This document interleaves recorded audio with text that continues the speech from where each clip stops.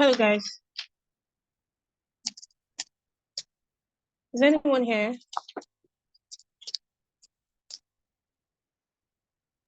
I'm here. Oh. Hello, sis.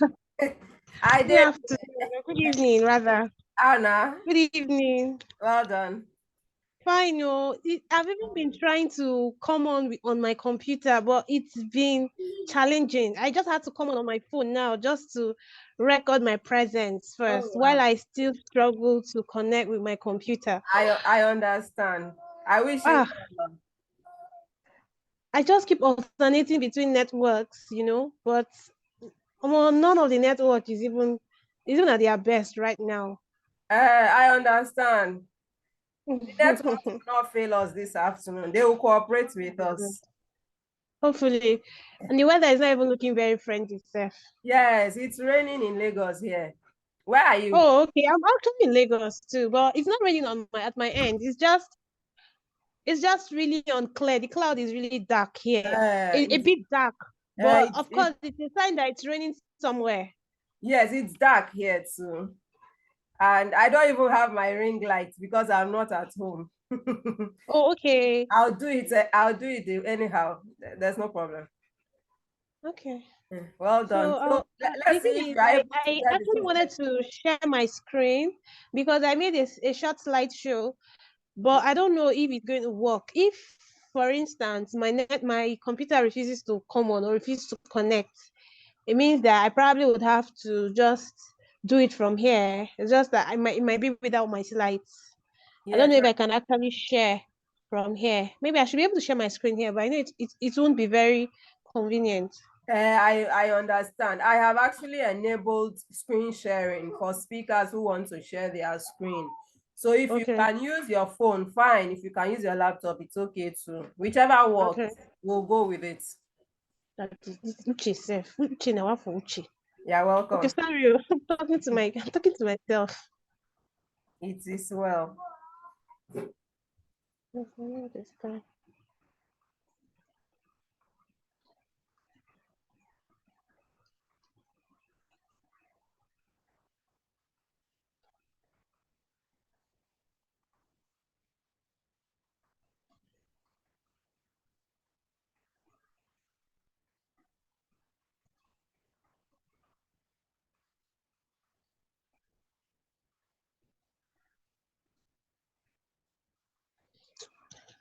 Maybe it's WhatsApp.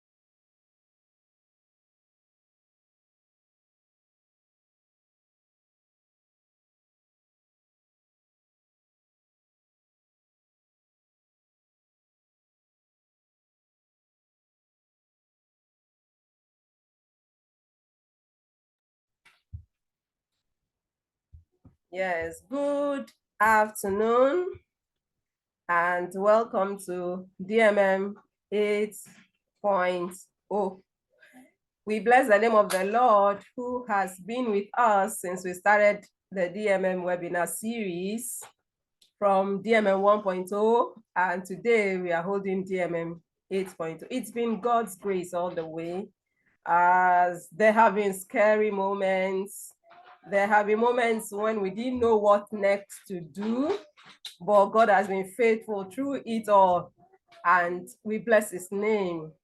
As you rightly know, House of Wisdom exists to bridge the digital skills gap among African youth. And we thank God for how far he has brought us. We know there are hopes of a better future for our youth, and we'll keep on doing what God has asked us to do, hoping that we shall soon have testimonies of young people who are doing stuff that makes our nation proud, that makes Africa proud. So without wasting our time, we'll start with a short prayer. And I'll start with that prayer now. Father, in Jesus' name, we bless your name, Lord. We appreciate you for this opportunity. It's a rare privilege, and you made it happen. We give you all the glory that we set a date in motion and you allowed the dates to come to pass. Thank you, Lord, for all you do. We commit the program into your hands, Lord, that you will reign from the beginning till the end in Jesus' name. We pray that as many as will join this meeting shall be touched in the name of Jesus. They will not go back home the same way they came in the mighty name of Jesus. Father, we commit all our devices into your hands. We commit our data connections into your hands. We commit our electricity into your hands. We pray they shall cooperate with us this afternoon in Jesus' name. None of them shall work against us because they are vehicles through which we are sending out our message. They will cooperate in the name of Jesus. We declare that DMM 8.0 is already blessed. And we open this program in the name of God the Father, God the Son, and God the Holy Ghost. Amen. Amen. And so I want to welcome you, Eno Jonathan. Thank you for joining us. Amaka, thank you for joining us. Samuel Ekele, thank you for joining us. I can see you are trying to connect with your audio. Stanley Chukwuma, thank you for joining us. God bless you because you are early partakers of this blessing. So I'll go to our program and we can take things off from there. And so we are supposed to have Faith as our coordinator, but for one reason or the other, she can't make it. And so we'll do our very best to ensure a nice program and an impactful program. And so we've done our opening prayer. Please mute, please mute. Let us mute so we can all enjoy this session.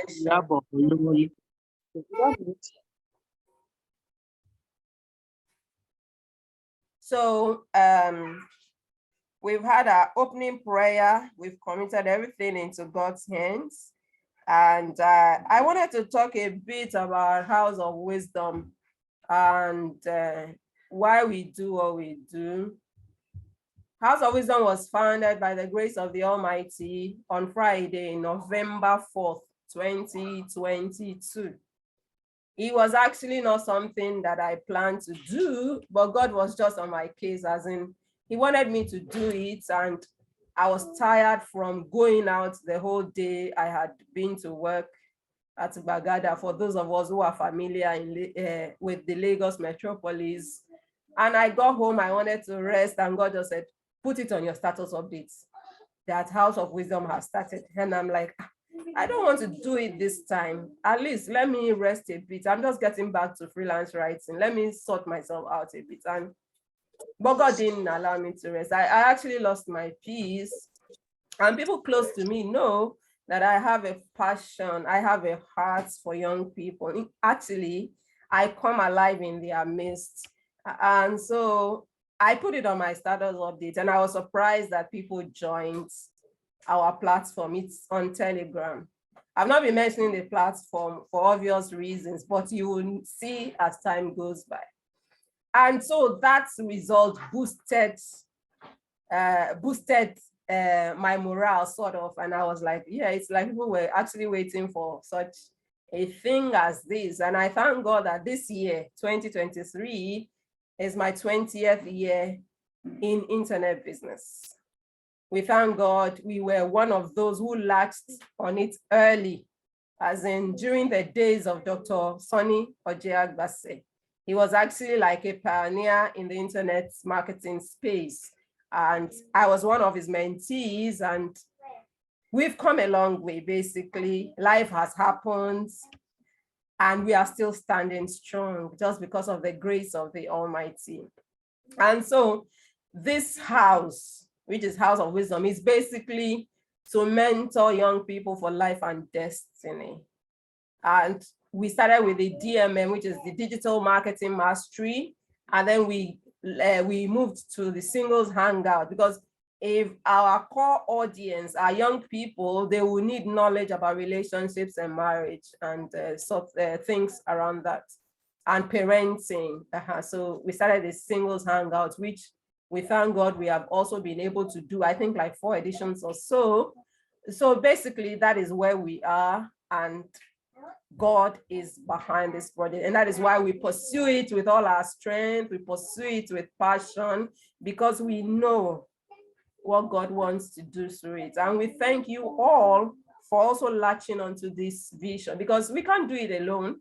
We need people. Like in the group, I have a team that works with me. I don't do things alone. Somebody does our graphics. Some people are in charge of other stuff, prayer and things like that. We couldn't have done all these without you. And so we appreciate each and every soul on this call this afternoon. Thank you, Stanley Chukwuma. Thank you, Lucy. Livinus, thank you. Nessa, thank you. Eno Jonathan, thank you, Amaka. My dear sister, God bless you. Thank you, Stanley Chukwuma. Thank you, Samuel Ekele. You are the first partakers of this blessing. We look forward to having other people join us. But without further ado, let me introduce our first speaker. And she will be talking about the 5 smart ways to market yourself as a writer. And let me just do a short citation of her, and then we can move on from there. But one thing I'll say is, when I started marketing this program, she was the first person that said yes to speaking. Yeah, she was the first. In fact, I had her picture and our bio weeks ahead of getting other speakers. And I want to bless the name of the Lord for her life. Thank you, Amaka. God bless you. And so let me just introduce her before she takes the floor. Sorry, I'm trying to scroll. Amaka Chukwuma has 4 years of experience as a personal finance writer, specializing in brand and media publications. These publications have attracted clients from numerous countries through effective self-marketing. As a current contributor and reporter for the American online magazine, Wealth of Geeks, Amaka covers finance and trending topics across various niches. With a passion for empowering writers, she provides insightful advice on marketing yourself in the industry, sharing practical strategies and success stories to help others succeed. So that is Amaka for you. And one thing that strikes me on her LinkedIn before I allow her to start talking, she calls herself a content witch. It's kind of funny for me, and she might want to tell us why. So thank you, sis, for joining. You have the floor. Thank you for having me. Can you hear me? Yes, we can perfectly. Okay, so thank you for having me, Iyabo. I'm happy to be here. And since you already put me on the spot, why I call myself a content witch, I think it's all part of the self-promotion we're talking about, because you need to say something very different about yourself. And the only way I wanted to do it was to just say something that people would will not likely not say about themselves. And so I said, okay, I've never heard someone say I'm a content writing witch, so I think I should just adopt that. And honestly, you're not just the first person saying this. Somebody has come, several people have come in back to say, I like how you say you're a writing witch. They like that phrase I use, so it stays there till I get another inspiration to change to something a lot more better. So today we're going to be talking about 5 ways to self-promote yourself as a writer. And honestly, when I got this topic, I missed out the number. I was like, oh wow, you said we are speaking to university students, and there are so many ways to self-promote yourself, from the small to the big. Okay, so while I was trying to develop the theme, I now realized that, oh, she had already limited my topic to 5. So it was so good, because I was really going to spotlight or to emphasize on the very basics. And these 5 ways to promote yourself I'm going to be talking about are things I have personally done and things that have gotten me here. So before I start, I want to say nice to meet you all. And I want you to meet me again. Yes, Iyabo has already given you a download of, my professional, you know, bio. But let's still talk about myself. My name is Amaka, and like you rightly heard, I have over 4 years of writing experience for brands and publications, and currently I work for Wealth of Gigs, where I do a lot of writing. Approximately, I have to write well over 20 short pieces monthly, and that doesn't even include the long pieces I'll write. And 20 short pieces here is just being modest, really, because we do a lot of reporting and real-time stories. So I write from personal finance, I talk about entertainment and movies, I do reporting, I write about trending topics that breaks the American internet. Okay, so but before I got here, what did I used to do? Can you see my screen, everyone? Yes. Hello. I can't Okay. see. Yeah, I can't see. So this is just like, Are you already you sharing? can't see my screen. Oh, Yes, I can see it. yes, I am.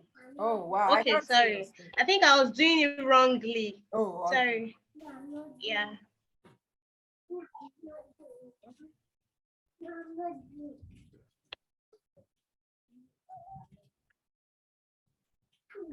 Okay. Thank you.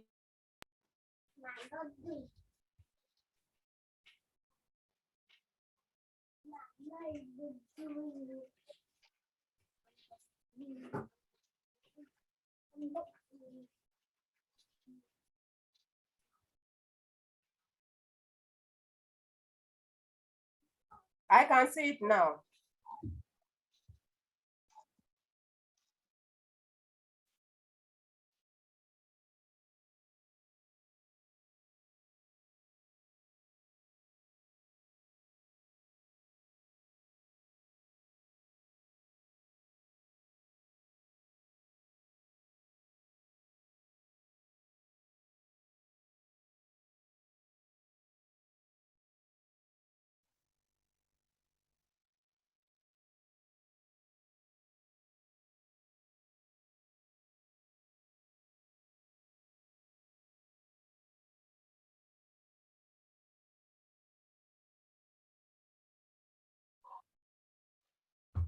Amaka, are you still there? We can see your screen.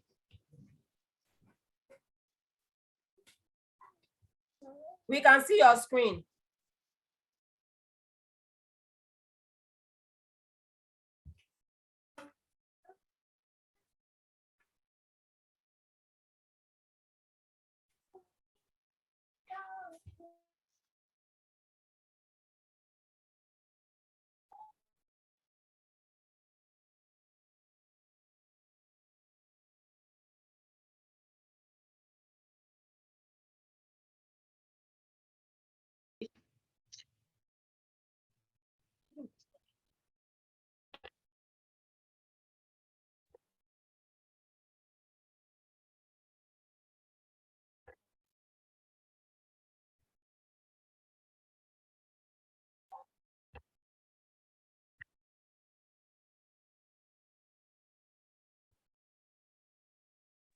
I think you are muted. Maybe you should unmute.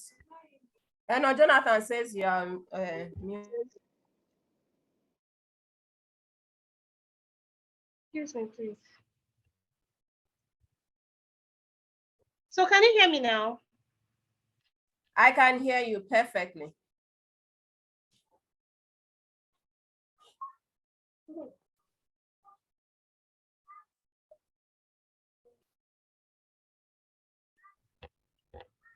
Okay. Is it better now? Yes, I can hear.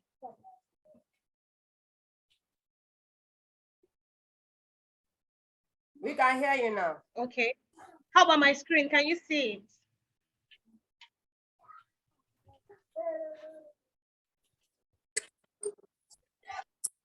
Yes, ma'am. We can hear and see your screen. We can see your screen. Okay, that's fine. Thank you. Okay, so I was saying that this is exactly what I used to do. I used to teach, okay, but I transitioned into writing in 2019, and currently I write for over 6 brands and publications, home and abroad.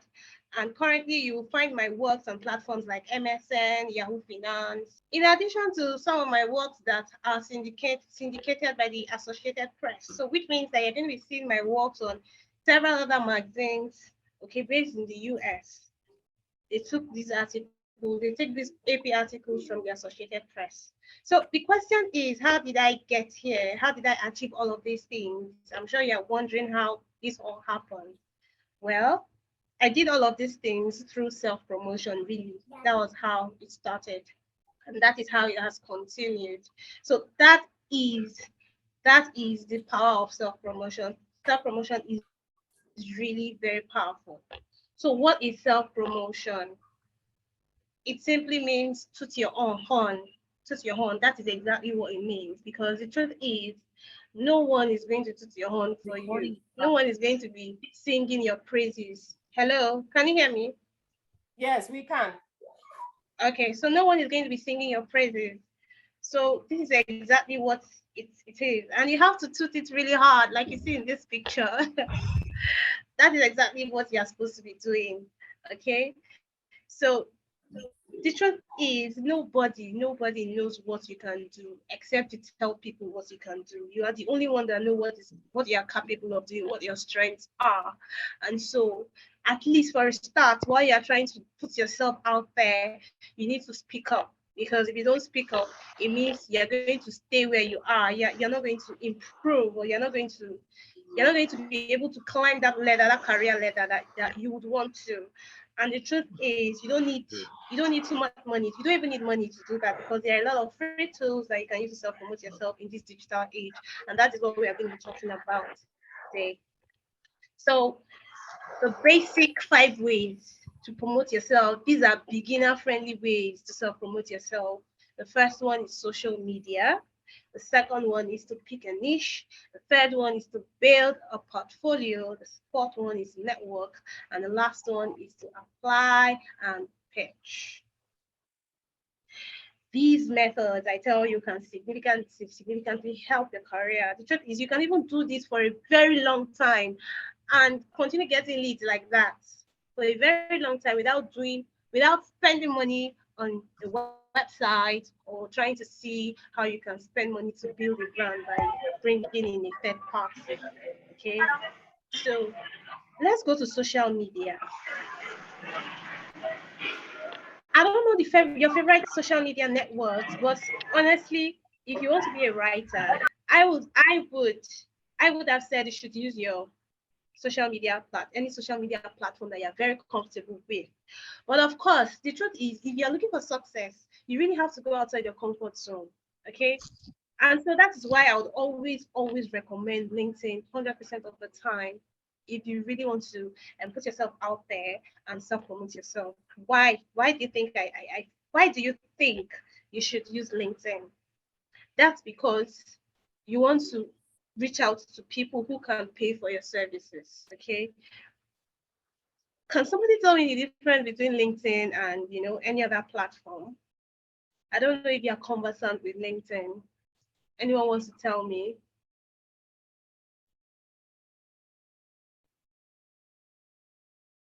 Can you hear me?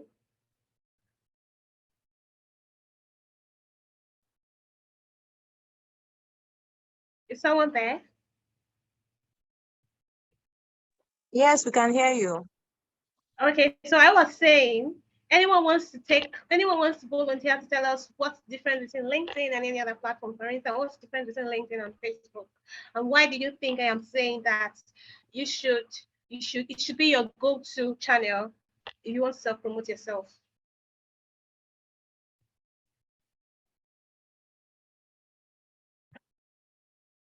Okay.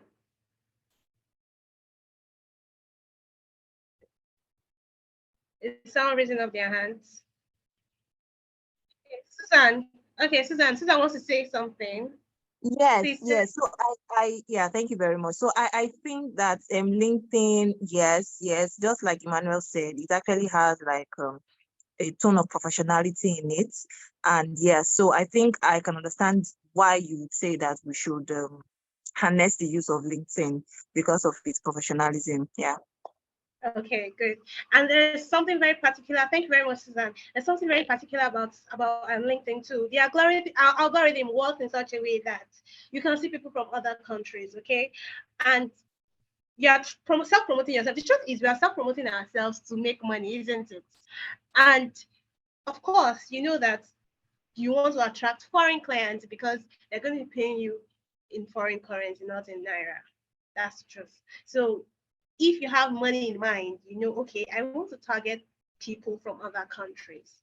And LinkedIn is a business, it's a career, it's a career platform, and it is built for that, to network, to meet people who can actually pay you for your services. Okay. And it has a lot of good features that you can use. You can email people inbox. Okay, and we're going to go to all of that when you need to pitch. Okay, so LinkedIn is really good. All you need to do is start optimizing your page. So if you've not started taking your LinkedIn very seriously, I highly recommend that. This is the first thing you should do when you leave this conversation right now. When we leave this place, get a decent headshot. You can use your phone. You don't even have to pay for a headshot. Then what you also need to do is optimize with the right keywords.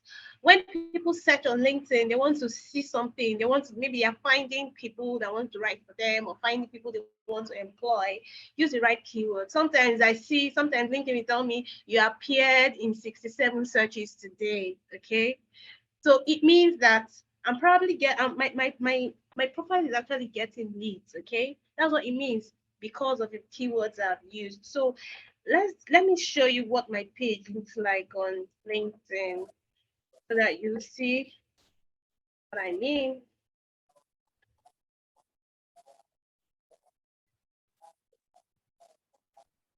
Okay.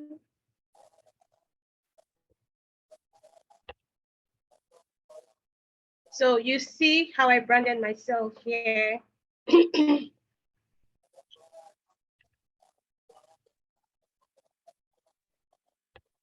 Okay, so you see how I branded myself here. I gave myself a headshot.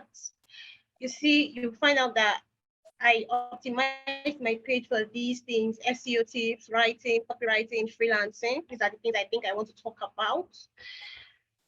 You should get a cover photo. Of course, you don't have to do this now if you don't have a history of where you've worked because you're just starting out. But I know they are very fine. If you look around on LinkedIn, you're going to be seeing a lot of beginner-friendly cover photos that you can use. Okay, that'll be very appropriate and very nice. Okay, so another thing you need to do on LinkedIn is to talk about what you do. Okay, so this is exactly what I did. I've had to tweak this a lot of times. Okay, so but this is this is what I feel I should do, even though I still think that it is even due for updating. So okay, so you can do a lot of things depending on how you want to sound. You can even pick how you want to sound. Some people want to sound a lot more professional, but me, I love to sound very conversational because of the kind of writing I do and the kind of people I really want to attract to my page. Okay, where have you worked? Do you have experiences? Even if you don't have experiences yet, you can talk about what you do right now. If you're a student, right? You're a student interested in writing. At least you can actually start from there. Initially, that was what I did. Oh, I'm somebody who's interested in writing. I'm a writing enthusiast. You can start with that. Like for instance, if you look at my profile, tech Tech SEO is something I'm very much interested in. And so you see that I put it there as Tech SEO intern. Before it used to be Tech SEO enthusiast until I underwent the training, and then I just decided to put it as Tech SEO intern, okay? Because I'm hoping that very soon I'll get an intern role in Tech SEO. While I search, I make sure it is on my LinkedIn page, because this is how to optimize so that you can attract the right people to yourself.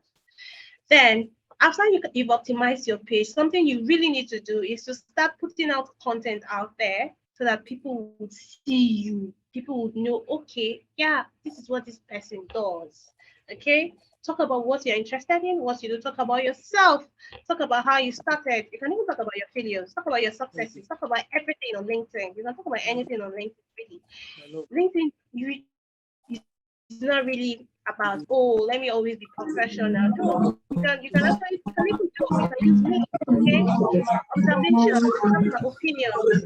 Another thing you can do is to engage other people's posts, share other people's posts. If you don't have anything to write, is there a connection that you probably saw their post and you like the way they said something? You can share it and add your comments to their post. And then you can also write your comments under the post. I remember that period when I was beginning to gain traction on LinkedIn. I used to comment on people's posts. Like, I would really sit down and prepare to comment. After reading, I'll go and research on the topic and see what I can add to it. All of that is just to make people see you. Because if you are just posting on LinkedIn without engaging, really, you're not going to get the right results. Okay, so you can restate opinions, you can restate perspectives, you can disagree. Okay, but of course, you have to do it professionally. So those are ways to begin to build your brand on LinkedIn. So the next step is pick a niche. Pick a niche. What's a niche? A niche is, sorry. A niche is I call it position. In fact, it is positioning. Like, there are a lot of things to talk about. There are a million things to write about in this world. So what is your expertise? Okay. In the world of content marketing, expertise is very essential. And having a niche shows potential clients that you have the knowledge and experience necessary to create great content for their sites. So, and business owners, honestly, they love to hire people who are grounded in a certain topic, so that they will not have too many editings to do or too many corrections to do. Okay, so niching is very, very important, but it is very, very tricky. It is very, very tricky because it is very difficult to decide on what to pick as your niche. That's true. Very difficult, especially for beginners. Okay, and whatever you pick depends on what's important to you. Is it passion, or is it money, or is it both? That's for you to choose. For instance, if you have a flair for a particular maybe topic, or a flair for a particular, you enjoy talking about certain things, okay? Yes, you can actually do that, but you find out that you might not have the market for it because it is not a viable, like when you talk about money, it is not a niche that brings in money. Okay. For instance, in the content marketing world, finance, medical, tech, software as a service, those are the money niches. Okay. So that's why I said it depends on what you have a passion for. Again, like I said, niching down is very, very tricky.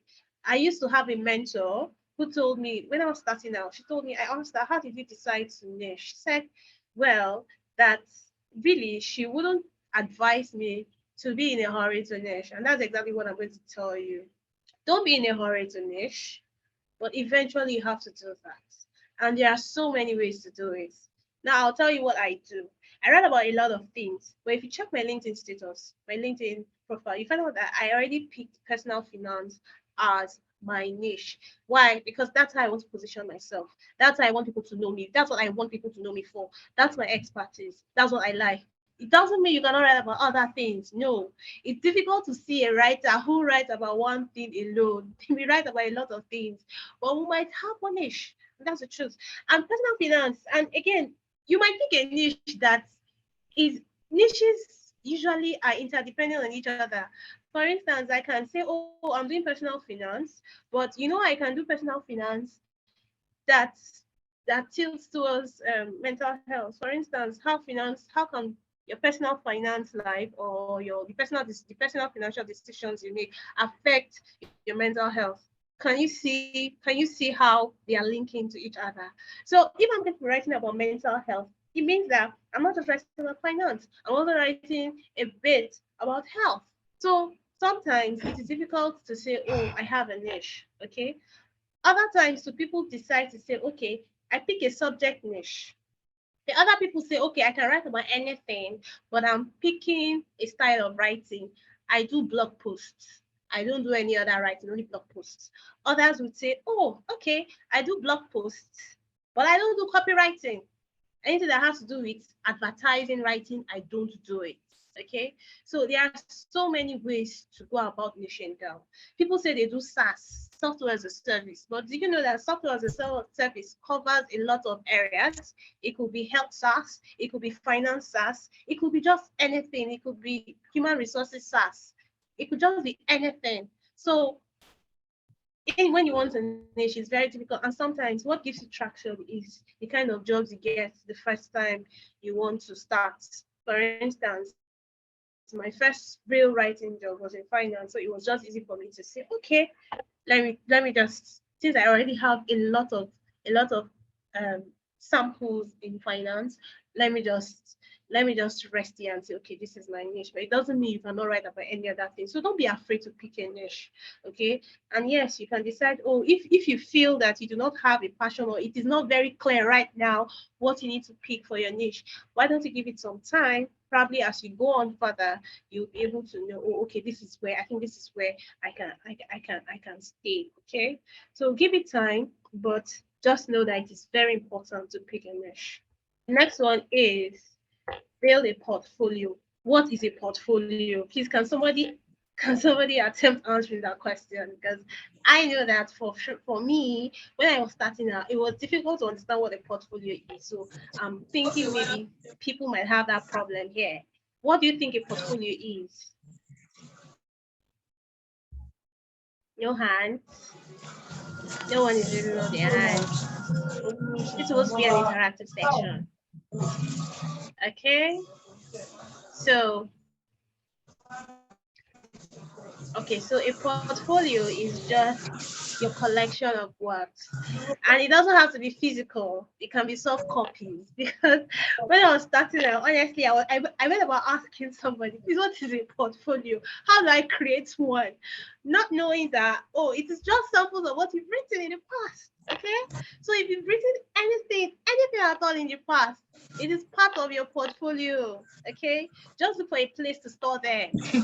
A Google Drive is fine. You don't need to look for any, you don't need to pay to do anything. Just use a Google Drive to bank your works. Okay. Another thing, alternatively, some people actually go ahead to build a portfolio. Okay. A portfolio, something like a website. But there's no need to spend money to do that. There are a lot of free places you can actually get a portfolio. You can actually put links to your works there. That's what I mean by portfolio. Okay. So clippings is one of them. www.clippings.com. There's this other one. I've forgotten the name. I use Mockcrack too sometimes. I use Mockcrack. LinkedIn is also a place where you can actually just put your portfolio. Like if you check my profile, you're going to be seeing some of my clips. When you scroll down my page, I put it there because I wanted to highlight it. I wanted visitors who come visiting to see, okay, these are samples of her works that she has done. So that's exactly what a portfolio is. Okay. Of course, hard copy portfolios are not very relevant today because, of course, everybody does everything digitally. So usually it is just soft copies you need. So when you visit, let me show you something on Mockcraft. If you just type Amaka Chukwuma.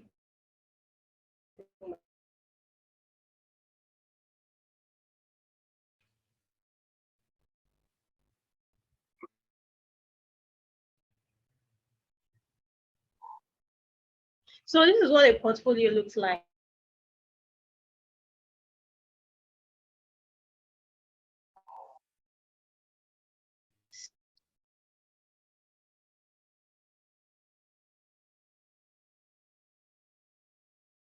Okay. So sometimes I usually get your you duplicate your because sometimes I write one article but it appears on 5, 6, 10 different sites. Okay. And if you keep replicating that same article, okay, so that is what a portfolio looks like. So I also have a portfolio on my site, but honestly I hardly ever use that usually. And sometimes they just tell you, or when you're trying to apply for a job, they just tell you, oh, send 2 or 3 clips of your work. Sometimes they'll tell you not to even to dig up, loads and loads of, you know, million thousands, I mean hundreds of things you've written that is on the internet, and you want your employer, the person you want to work for, or your a potential client, to dig through all of that. No, but you know your best work, so you can just pick 2 or 3 of potential clients. So build a portfolio. So how do you build a portfolio? Start writing. Don't wait for it to get right. No, use your Medium. I have a Medium page. You can use LinkedIn. I have several, several published words on my LinkedIn. And the truth is, building a portfolio helps a lot.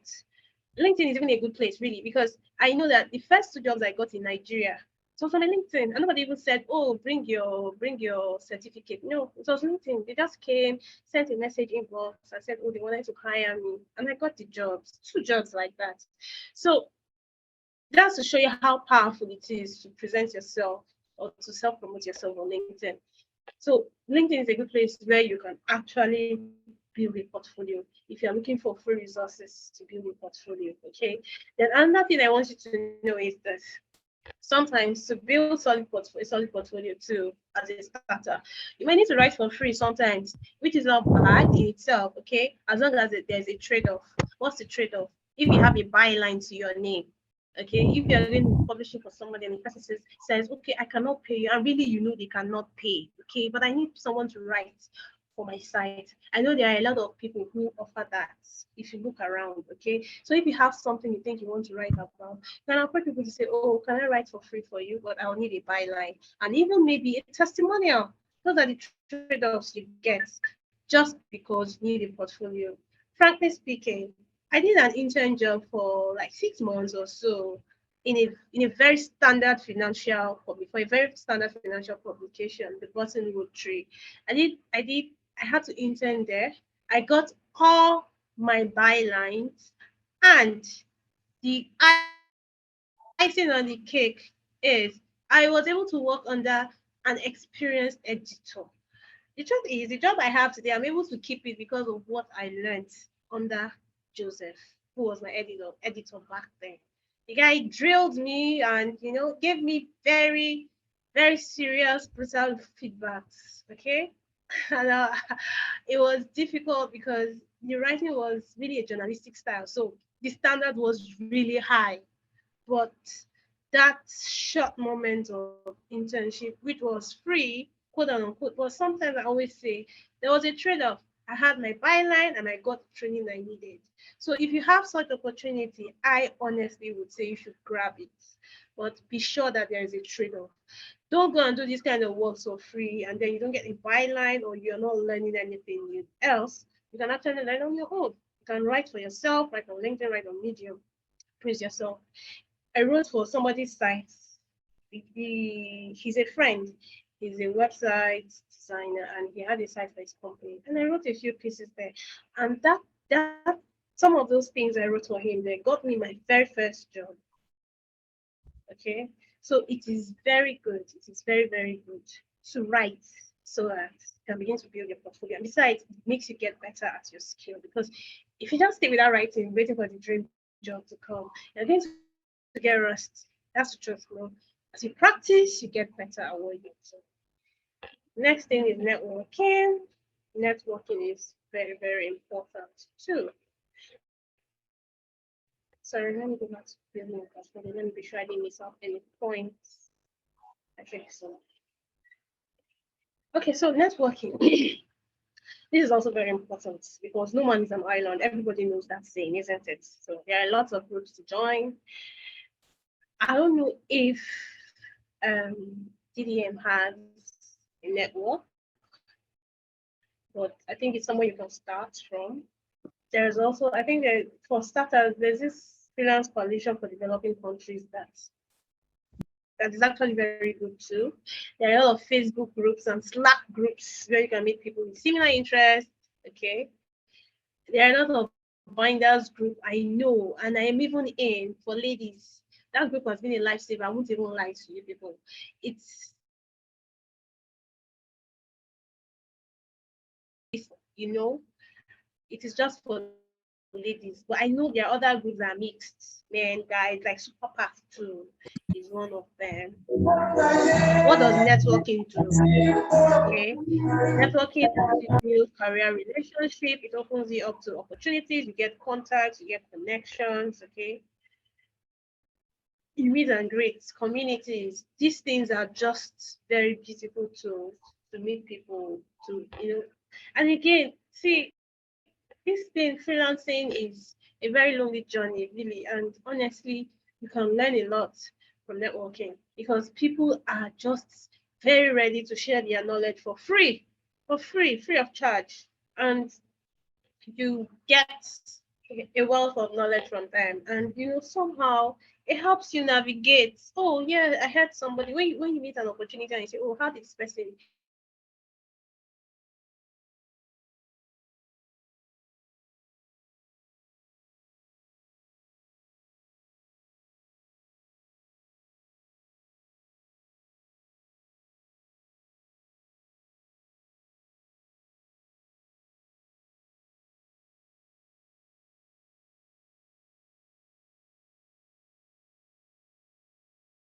okay? So, okay, so another thing I want you to know is this. Even on LinkedIn, you can follow people with similar interests, okay? Reach out with notes and recommendations.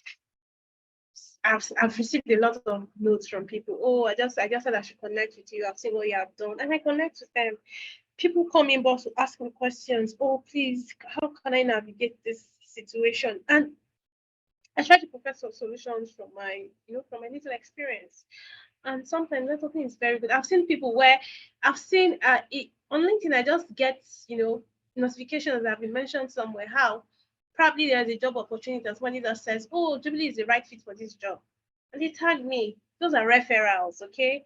And these are very, very important. So don't say you want to do this thing alone. You cannot do it alone, really. You have to meet, you have to work alongside other people, other colleagues, listen to what they say, how they do things.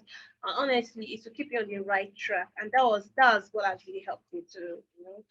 It might seem like, oh, I have all of this alone. No, I did not. Networking helped me a lot to do it. And the internet is making networking so easy. So I don't think there's any why you should not network. Networking is really easy. So the next thing you want to do is apply and pitch. Yes, this is like the this is like the big one. You have to apply and pitch. And this is this one takes a lot of courage to do because you really have to leave your comfort zone. Now you need to look for jobs. You need to look for jobs, really. Okay, so my first job, my first real job, it was for a Russian firm, Love No Good. Okay, and how did I get the job? It was just from applying for a job. I just saw it and I said, oh, I think I can do this, and I applied. It was for SEO writing, tech writing. Okay, a position like that. One of the pieces I wrote for my friend on his site was something similar to that. I wasn't a tech person, I wasn't a guru, but I just felt if I read up on this thing, I think I can give them very good SEO writing, give them a good pillar post. And honestly, I knew a lot about SEO because I had read up on it, I practiced on my own. Again, remember, build a portfolio which helps you to practice. So I think I was ready for this opportunity, even though I wasn't 100% ready. Because looking back, I think I was like maybe 40% ready. But I did it. I said, no, I'm not ready till I'm ready. I'm going to do it. I applied for the job. I sent in 2 of my samples. Oh, the guy said, oh, this looks good. I said, okay. They said they were going to give me a sample to write. I said, well, I'm going to write a sample for them only if they paid me for it.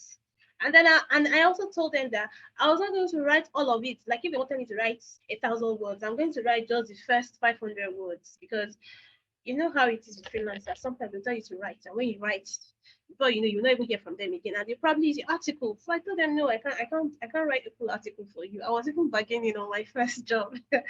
Anyways, I did it, and it took me. So the thing is, like I said, build a portfolio. I wrote something for free, put it on my friend's wall, and he really liked it. I said, oh, that's good. He put my byline there, and that was what I used to get this job. So I would always tell people, don't wait till you're 100% ready to start applying for jobs. Do it before you begin to think, oh, am I ready or am I not ready? No. As long as you have a few samples to show, why not? Why not? So the thing is, I told you that okay, maybe I was like 40% ready. I know that yes, I was 40% ready because, or 30% ready even, because first of all, tech was on my niche. But I just said, let me just try. Okay. I sent in not so relevant samples. They were still impressed because of my SEO work on that job. Okay. So the guy I was working for, you know, somehow left the place, and he referred me. He said, oh, okay, that he has referred me to the person taking over. I said, okay. I reached out, and they actually reached out for further collaboration, that, oh, my name was sent to them, or that I'm one of their best writers, that they really would want us to schedule a meeting. I did schedule a meeting, but after that, I didn't hear from them again. And I never heard from them again, even after I followed up, and I was heartbroken. Anyways, I think, was it not early this year or even last year? I went to look up some of the things I wrote for them, and I was even cringing at, like, wow, was it me that wrote this thing? And I was I was telling myself, oh, I really know why they didn't come back for me. But it was a stepping stone. I needed that stepping stone to learn. And that was it. So I'm just trying to say, you don't have to be 100% ready to start applying and pitching. Just do it. You just can never tell what happens. Okay. So I'll just encourage any one of you who's looking for a writing job, whatever your genre is, if it is poetry or anything, fiction, anything, blog posts, content marketing, content writing, copywriting. Don't wait till you're 100% ready. Don't tell yourself, oh, I'm not ready. I'm not ready. Yeah, you will never be ready. Just apply. Then the next thing I also did from time to time was cold pitch. Sometimes you just go and say, okay, look for people, search for people. It was even my mentor that taught me that part. Search for jobs, or you can search for jobs on LinkedIn, yes. But you can also search for, you can also search for companies, health companies, tech companies on LinkedIn. And you can send emails to them. Oh, greetings, send your pleasantries to them. You saw their page. Are they, maybe looking for a freelance writer, and you can actually do freelance writing for them? Send a few of your samples, and write your name. Tell them to contact you if they need if they need a writer. Okay, so I was trying to look for a template to use, because I couldn't even find the one I used back then. So this is one good template you can use. This is a good template one for content marketing, writing, blogging, and SEO writing. So you can say, hi, what's your name? I really discovered so and so, your company blog, and I wanted to let you know how much I appreciate your articles. You have to personalize it. Don't just go and say, oh, let me just go pitch. No, do a little research about them. Okay, say something relevant about them. Okay, and then go ahead and present your details. Okay, if you're looking for writers, I can actually contribute to your blogs. My name is so and so. I specialize in so and so and so and so. And this is just an example of a template, and you can tweak it to your style anytime. You can tweak it to your style. Okay. Again, I would say no way till you're 100% ready. You can go pitch. Another thing you can do is this: you can pitch on request. Some publications will tell you, oh, we are looking for people, no, we are looking for freelance writers, and they want you to pitch your ideas to them. So let me just show you something I did recently for one magazine I pitched just recently. Okay, come in, Erica. Okay, so this is it. Every publication definitely would have their rules and regulations. And so before you pitch, please read through.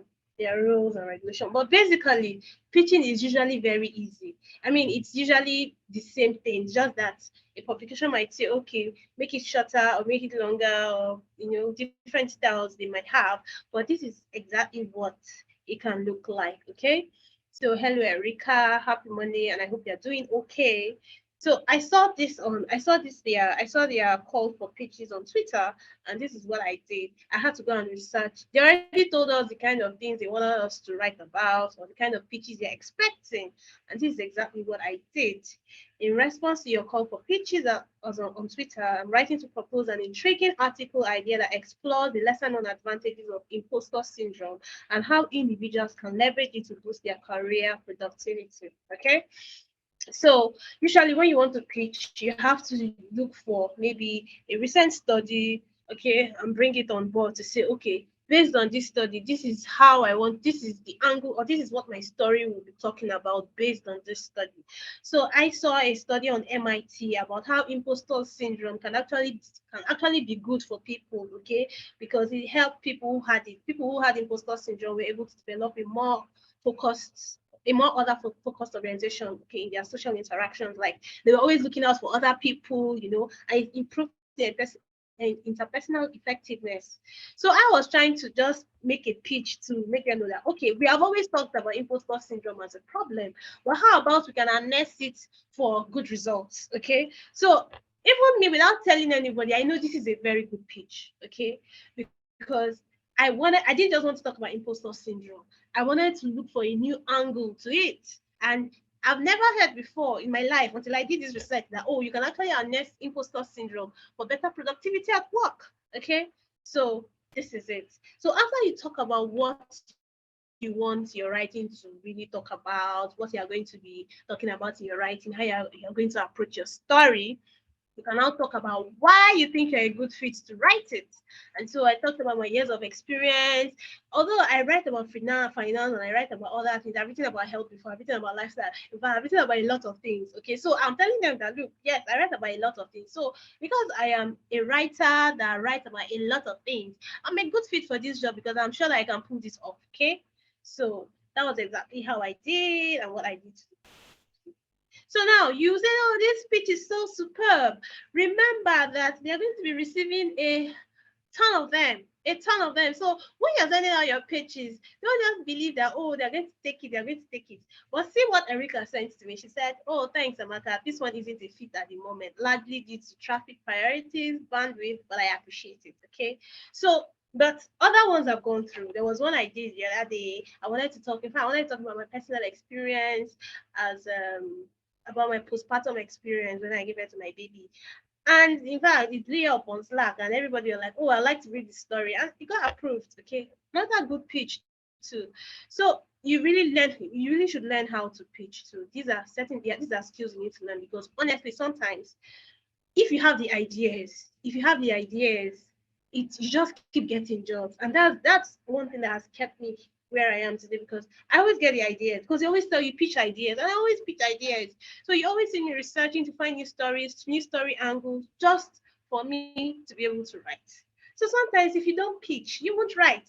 So it means that if I don't pitch, I would be earning because you're more likely to get a reply for a pitch than a reply when you apply. Just apply and say, well, I want to write for your company. But when you give them pitch ideas, oh my God, it blows them. They just like it. It blows them away and they'll just say, oh, I like your story. Yes, please write for us. And I remember that the job I got with a Sweden friend, it was my pitches. The lady said she needed pitches. I said, okay. I can do my pitches. And that was how I got the job. And not just that, she referred me to the other editor that was taking over the job because she told me she was actually leaving.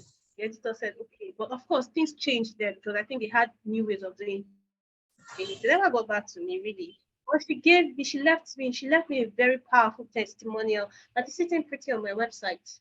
So when you pitch, editors see right. Good writers are also good pitchers. So you don't just wait. You have to pitch. So that's another brilliant way to get jobs. Because I would even say that if you want to, if you are trying to apply for it, if you see a company you want to co pitch with, or you want to co pitch to rather, if you have a story idea that you think would be very beautiful on their website, you've gone through their website, you have a story idea, you can even chip it in and say, oh, I see that you have nothing on so and so and so and so. How about I write something for you about this? And you never can tell, even if they don't like that video, I say, oh, well, can you give me something about this, and this? I mean, it just leaves the conversation open, not just say, oh, I hope to hear back from you. No, it leaves the conversation open. Oh, do you like this idea? And the editor might say, oh, no, I don't like this idea, but can you write something about this? So you see, it opens up doors for you. So you need to learn how to pitch. Okay. So that's that for today. They said 5 ways, and these are the 5 ways. Honestly, guys, these are the 5 ways I've always used to get my jobs. Honestly, there's no magic to it, really. There's no magic to it. Networking, pitching, building a portfolio, picking a niche, and all of the social media. That's it. That's it. So the next page is this. Hot seat moment for me, not for you. So any questions? Because Iyabo told me that I have to answer questions for 5 minutes. So please go easy on me. So I'm waiting for your questions.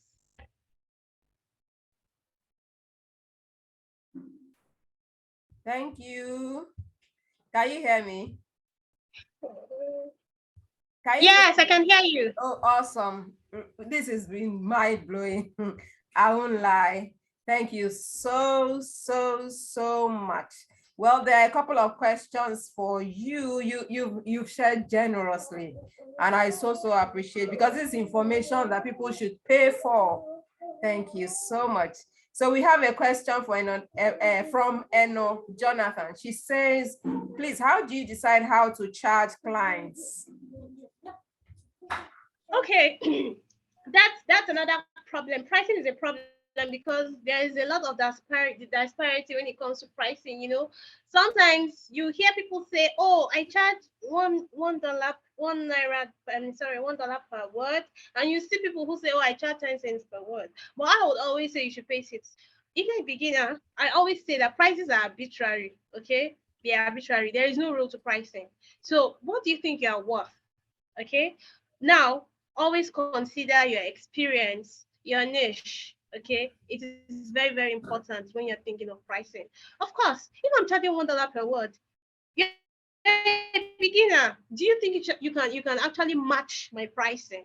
It will be difficult, and you know that it's a saturated market. So it all depends. It will still depend on what you want, because I remember that when I started, I even wrote articles for $15 per 1,000 words.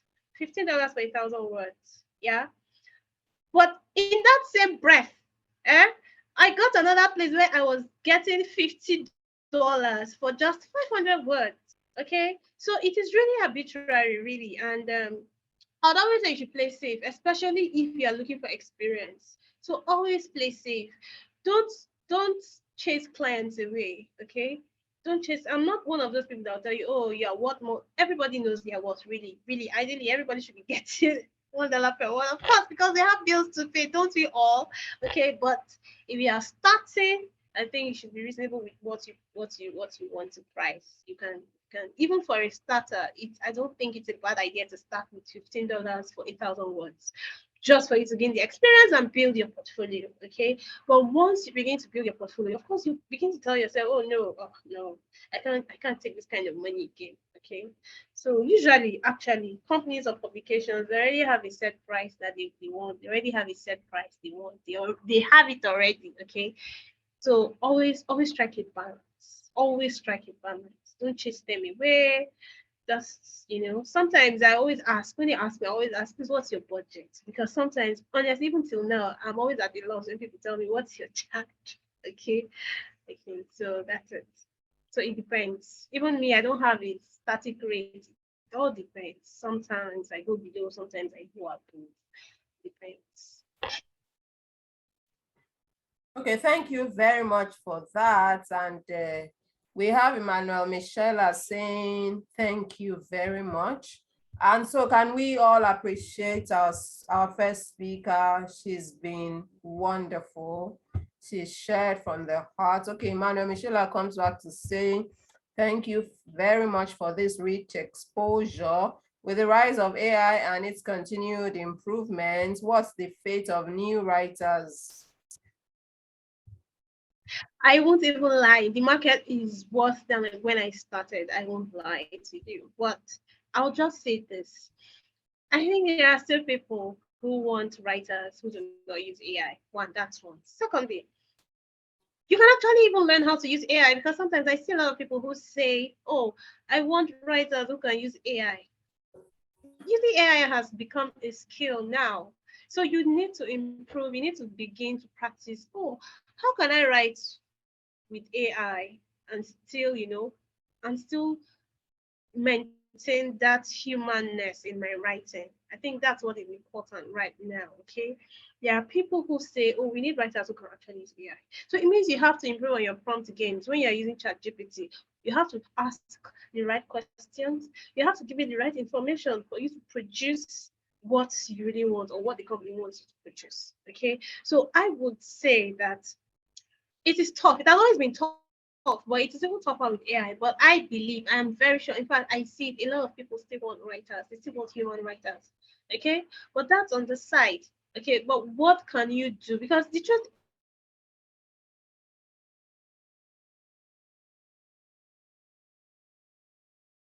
or that writer is just being insincere. So you also need to start to use, bring the best content. But of course, we know that it's not everything AI can still write.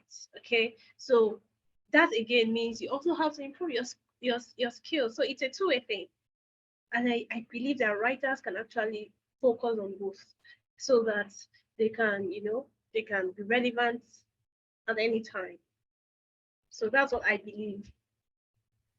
Thank you very much for your time this afternoon. We have a couple of appreciations from Multilink Digital. It says thank you. Vera Nwoko says thank you so much, Ma.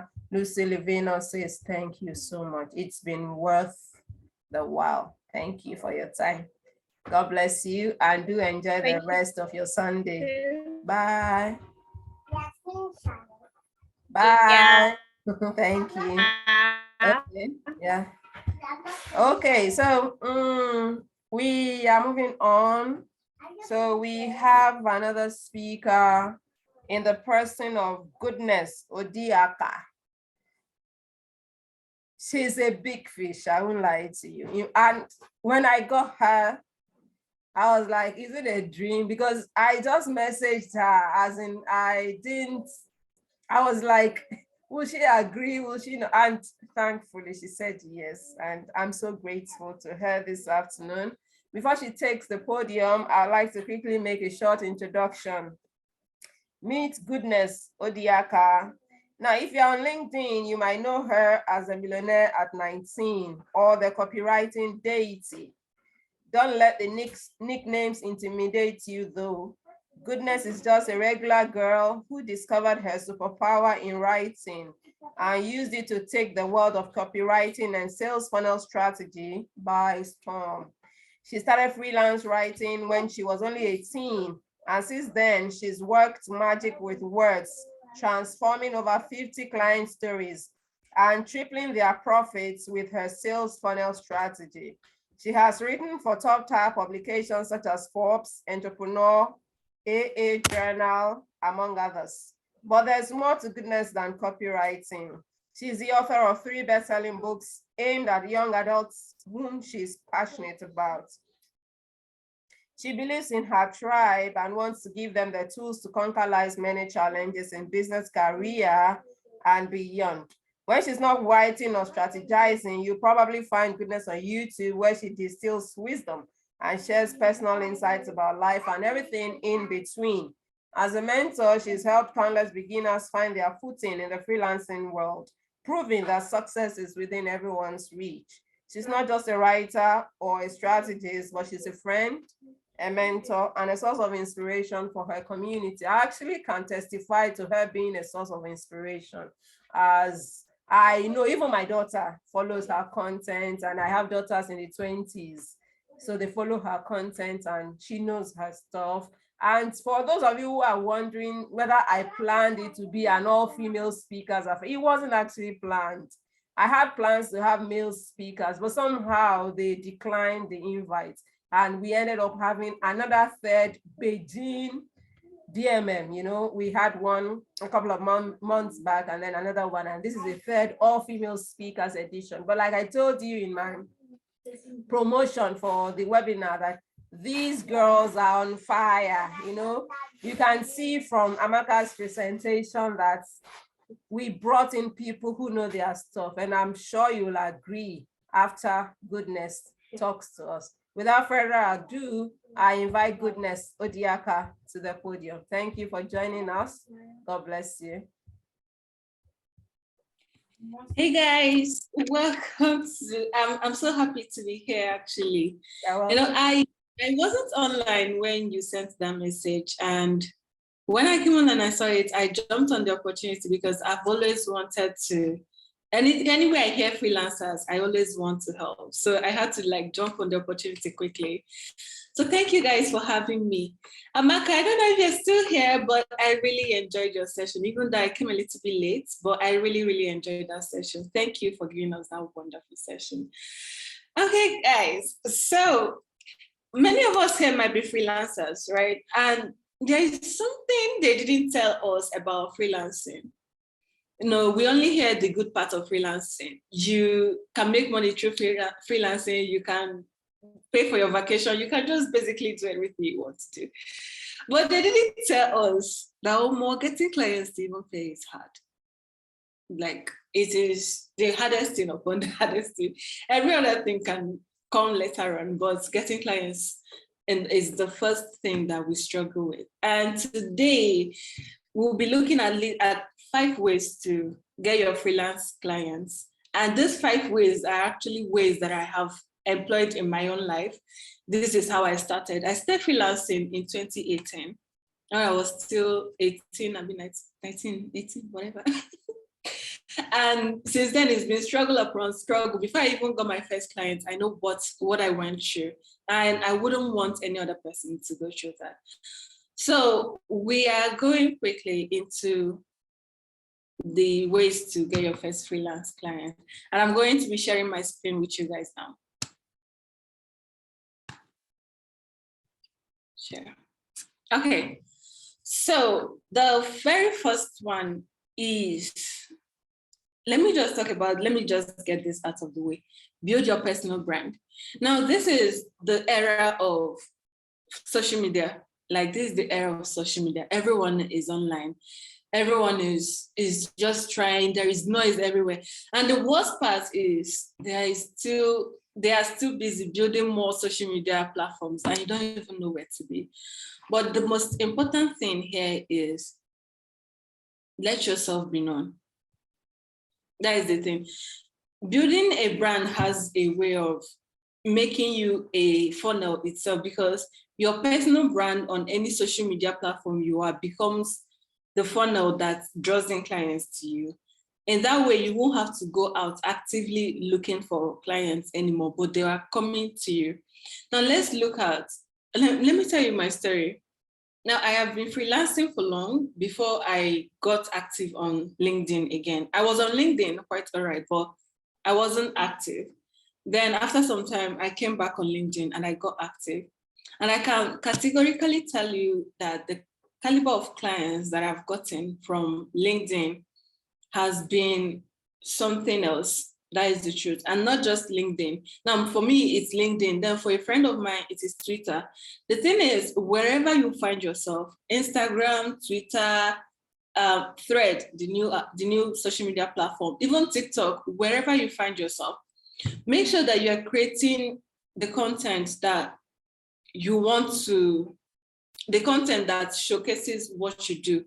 Make sure that you're adding value. You know this thing, when they say add value, you know, we literally think it has become cliche because everyone literally says add value, add value, add value. But the truth is add value. Whichever content that you're putting out there, whatever you're putting out there, make sure that it is solving a problem that your potential clients may have. Make sure that you are giving them something they would want to get from, you know, solve a problem for them. That is the first thing. So I'm not going to dwell so deeply on this because I'm sure that there is a session on marketing yourself, which is the personal brand that Amaka shared with us. So let's move on to join a freelance platform. Now, I started freelancing on Upwork, and later on I went to Fiverr. I used both. My friends use both too. My mentees use both as well. So joining a freelance platform helps you grow quickly. That is the truth. Because sometimes, even when you are on social media, sometimes it is hard to grow on social media. I wouldn't even lie about that. Sometimes, even no matter what you're doing, you might be doing the right things and you are still not able to go further. You might be growing slowly and before clients, because sometimes clients go for the people that have grown their accounts. So, but freelance platforms helps you to get a client. Even if you start today, you are getting a client today. Well, by God's grace too. So if you ask me the best freelancing platforms for you to consider, I would say check out Upwork, check out Fiverr. Now, both these two platforms, each one has their different mode of operation. Now for Upwork, you have to create your account and then clients will post their job and you have to submit a proposal. While for Fiverr, you have to create a gig and then the clients will come to order the gig from you. They don't post the jobs. And seeing these two operations, let me talk about Upwork because that is where I was very active on. Now, Upwork is a platform, a freelance platform that allows you to, like I already said, create your account and flesh it out. Now, when you come on Upwork, the first thing you're doing is creating a profile. Now, there are people that make the mistake of being very generic with their profile. Let's say you are a writer, you are a graphic designer. And so when you come on Upwork, the next thing you write is content writer. There is no niche, there is nothing. And to some extent, it's going to bring your credibility low because most clients on the platform are looking for people that are niche down, some people that are experts in what they are doing. And when you niche down, it kind of tells them that, okay, this is the expert that I'm looking for. This person knows what they are doing. So instead of just being a general content writer, be a health content writer, be a tech content writer, whatever it is, whatever niche it is that you have done very, very well, niche down on that niche, or a niche that you are looking at growing into, niche down on that niche. Now, there is the beautiful thing about Upwork, and that thing is you can create 3 different profiles under the same account. And that means if you are a copywriter, if you're a graphic designer, whatever it is that you are, you can have a separate profile for each one. So don't try to make the mistake of having only one profile for everything that you're doing, that you're offering. And when you're writing your Upwork description, please and please sell yourself. Gloat, yes, sell yourself. Be proud of yourself. Don't go and act humble. And please don't say, let's say that I'm writing my Upwork description. I will now start with, hello, I am Goodness. I am from Nigeria. Oh, please, nobody cares about that. If you are writing your Upwork description, start with whatever value that you're giving. You can start with a question. Maybe you are a graphic designer and you'll be like looking for graphic designer for your logo, whatever, book cover. If you are a writer, you can ask a question like whatever it is that you're writing as your first line should be client focused. It should be focused on the client. It should not be about you. Should not be focused on you. Then when you have gotten that out of the way, you can now write about how you come in and how you can satisfy that problem that we have. You can simply state the problem that they are having or the solution that you're providing, and then flesh it out, whatever, talk about yourself, use bullet points. I always say use bullet points. It is very visually appealing when you use bullet points. People can easily scan through your profile and still get everything they want instead of using blocks of letter. And then make sure that you have a sample. people talk about building a freelance portfolio as if you must work with a client before you have a portfolio. But there is this thing about having a sample. Samples are important, samples matter. People want to test drive a car before they drive it. And the beautiful thing is you don't even need to have worked with anyone to have your sample. Now, if you haven't worked with anyone, if you're a writer, maybe in that niche that you listed as what you are good at, write a 500 to 700 word article on it as your sample. Make sure that you give it your best. It is very, very important to do that. Then when you are done with writing the sample, then you upload it to your project portfolio angle of section of Upwork. Now, but aside the Upwork side, aside having a sample for the project portfolio, you actually need a sample for whatever it is that you're doing, whether it is a recommendation that you got, whether it is anything, you need a sample for you to convince a client that you can actually do this. Now, Upwork works in a way that you submit proposals to people, to jobs. So they post jobs and you go ahead and submit proposals to the job. So when you are going to submit your proposal, make sure that you are selling the solution in the proposal. Don't just say, I can do this, or I cannot do it, or how I'm going to.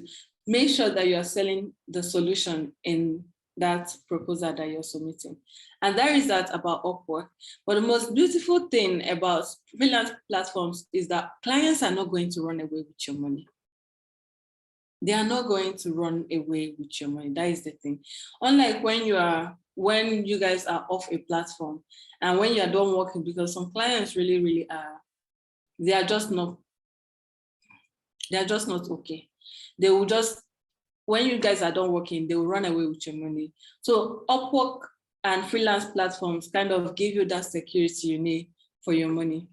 And so the next one is networks. Learn how to build relationships. Now, I got 2 jobs just from people. The first one I got, one of my biggest paying clients came from a referral. A relationship I had, and most times it's about you giving value to the person. So connect with people, whether they are clients, whether they are freelancers, anyone at all. You don't know where it is going to come from. When the guy was even coming into my DM for me to help him out with a couple of questions that he had, I never knew that he was going to be a big blessing to me. And I just kept on helping. Before you knew it, I got a client from him, and the client was paying $1,000 per month for my works. And that was really mind-blowing, because that was my first time of having a retainer. Most times it's usually one-off jobs. And you realize that building relationship is life, whether it is in business, whether it is in anything, you need people. So wherever it is, connect with people, whether offline, whether online, connect with people. Be active in any social media platform you are on, like in any group that you're on. Be active. If people have questions, answer. You will be shocked at the opportunities that will jump out from there to you, and you'll be asking yourself, how these things they happen, sir? So be connected to people, learn how to, and when you're building relationships, please don't build relationships because you're going to get something from it. Don't build relationships because you feel, because you have somebody, you're expecting something from them. Build genuine relationships, be authentic, be you. Care about the people. Yes, care about whoever it is that you're connecting with. Check up on them, be their friend, and keep on going. It is definitely going to work out. Now, the next one is cold pitching. Now, this is not often talked about. It is not very popular. We are very popular with build your personal brand and join a freelance platform. But cold pitching is not that popular. And what is cold pitching? It is reaching out to potential clients and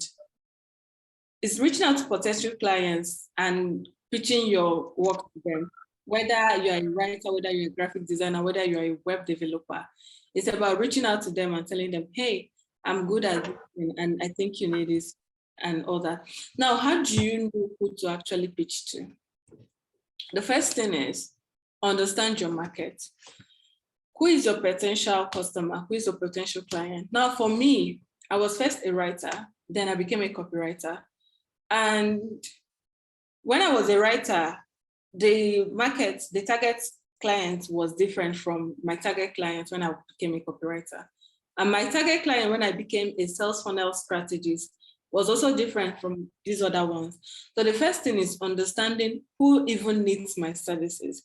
So when you have that client's avatar of this is the person that needs my services, then go ahead and find who looks like that, your customer avatar. You can find them on LinkedIn, you can find them on Instagram, you can find them anywhere on social media. Now for writers, the web developers, graphic designers, there is also this strategy of researching, people that need, researching the client that you want to pitch to. Now, for instance, if you want to pitch your graphic design to someone in the US and you don't know who they are, you don't even know how you can get it, you can be like, discover the industry that you want to design the graphics for, whether it's a book writer. Then when you, let's say you want to design logo for lawyers in New York. Now you go on Google and you type lawyers in New York, or law agencies in New York, or law companies in New York, all these things.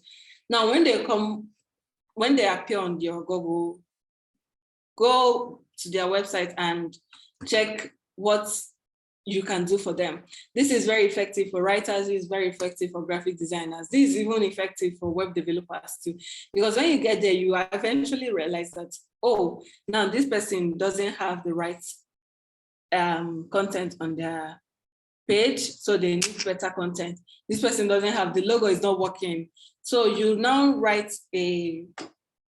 you get their email, you can use hunter.io to get their email, or you check the people that have this website on any social media platform that they will be on, and you can message them there. Now, when you are messaging them, don't message them as someone that is looking for a job, because most times we message them as, hello, I'm Goodness, I want to work for your company. No, don't do that. If you're messaging people like this, concentrate on providing a solution to them.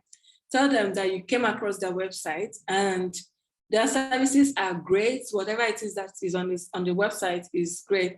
Well, you noticed a problem with the site, which is it is not loading fast, or the copy is not converting, it's not going to convert, or the content, or maybe they have stopped posting content and you want to remind them that content is live, is king for any online business and all those stuff. So make sure that you are providing a solution when you are pitching to any client, especially when it is cold pitches. Now, there are two different sides to cold pitches. The first one is, if these people are active on social media, you can start first by following them and engaging with them, and maybe sending a message just to check up on them. And then later on, you can pitch that service to them, because most times people don't respond well to cold emails. But when you write the right cold emails, people are definitely going to respond to it, whether they respond with a yes or no, but they are definitely going to respond with. The most important thing here is making sure that you're providing value. Now, when I became a sales funnel strategist, I had to ask myself, who needed my services? And I realized that the people that needed my services were course creators, coaches, and content creators too. So I was like, where am I going to find these people? I checked LinkedIn, and I got three actually from LinkedIn, and I got one on Instagram. And then when I got them, I didn't pitch my services to them instantly. I was like telling them that what they are doing is great and all that. And then I had to ask them, how is your funnel? Like, how are you converting people? And it was when they told me their problems that I came in. When I jumped on the call, I wasn't selling myself. When I jumped on the call, I was busy providing solution. Like, when you say providing solution, you now feel like, how are they going to even pay for that solution? But there is this thing about when you give people the information, then they will have to pay you for the strategy that is for carrying it out, for the application. So pitch people and go out there, be free, pitch to people, pitch your clients. But whatever it is that you're doing, don't just go out there because you're desperate. They can smell your desperation. So make sure that you're providing solutions to them. Make sure that you're talking to whatever problem you think that they are dealing with. And this boils down back to knowing your target audience, understanding the industry, the market, what is going to work well and how it is going to work. And then the next one is collaborations and partnerships. Now, I have worked with my friends that are, when I was a writer, I worked with my friends that were copywriters, because most times they just want to do the copywriting part and then someone else to write the blog post and all that. Now, I also worked with marketers, I worked with advertisers. I've worked with people that are not clients themselves, but because of the way that their offer, whatever it is that they are doing complements mine, we are also able to work together. I even wrote a proposal one time for a client that wasn't my direct client. And now aside me, I have gotten clients to that during their sales funnel strategy. I realized that, okay, they need a social media manager. And I'm not a social media manager. I am not doing what I cannot do. So I message someone that I know that is a social media manager and get her on the team. Okay, they need Instagram manager. I get someone and add her on the team. Like at the end of the day, I have a team, but none of them, I'm not paying any of them. The client is paying them. And they can comfortably call the person their client. And this is a client that got from collaboration and partnerships. So don't be scared of reaching out to people that you know are into something that complements whatever it is that you're doing, and tell them. Because most time I see people that they come to, maybe as I'm a copywriter, you come to me, you are also a copywriter and you're like, if works are too much, you can reach out, you can help me, you can give me some of them. And I understand that is okay. I actually do it too. I outsource some works when it gets crazy for me. But how this is not that effective is you don't even know how many clients the person is getting. You don't even know if the person is getting as much work as you think to have enough to give you, because at the end of the day, it's their money that is going.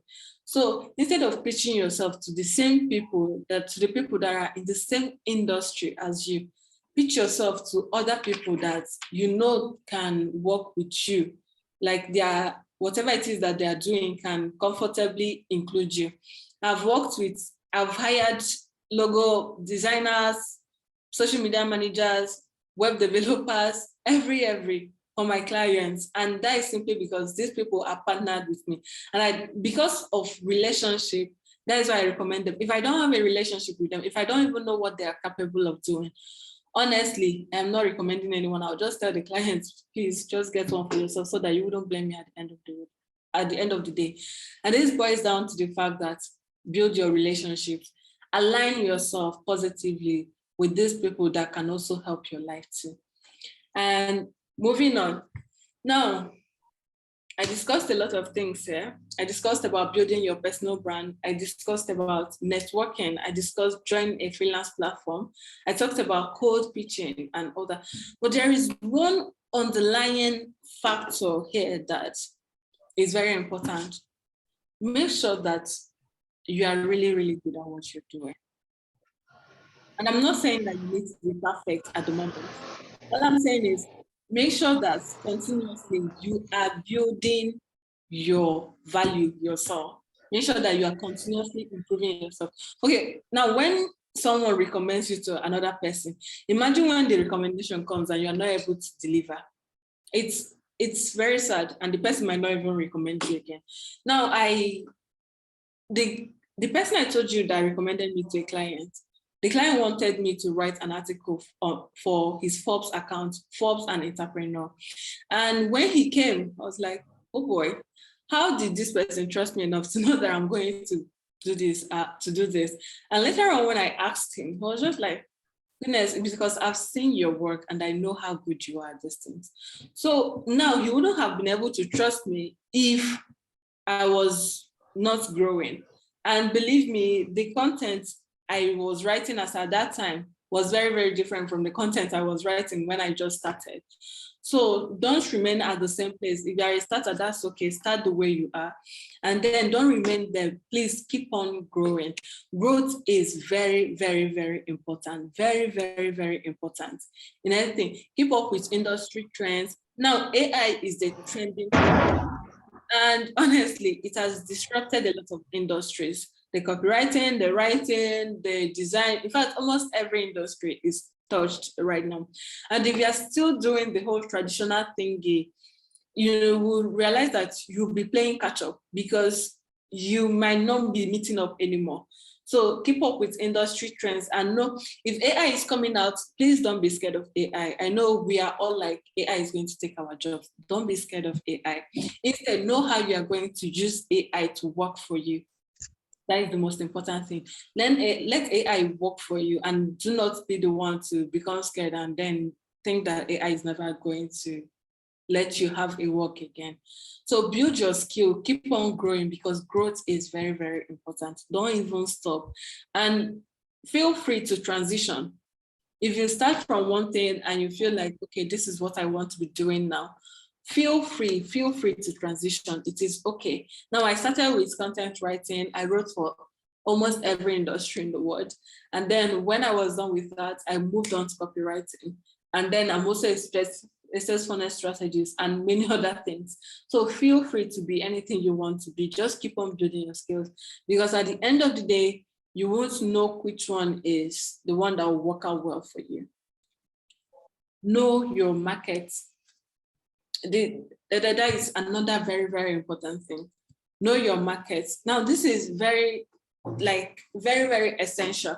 If you don't know your market, if you don't understand your market, it is going to put a hold on how fast you can move because you keep on giving them the wrong things, the things that they don't need. And if they don't need it, they're not going to consider you for anything.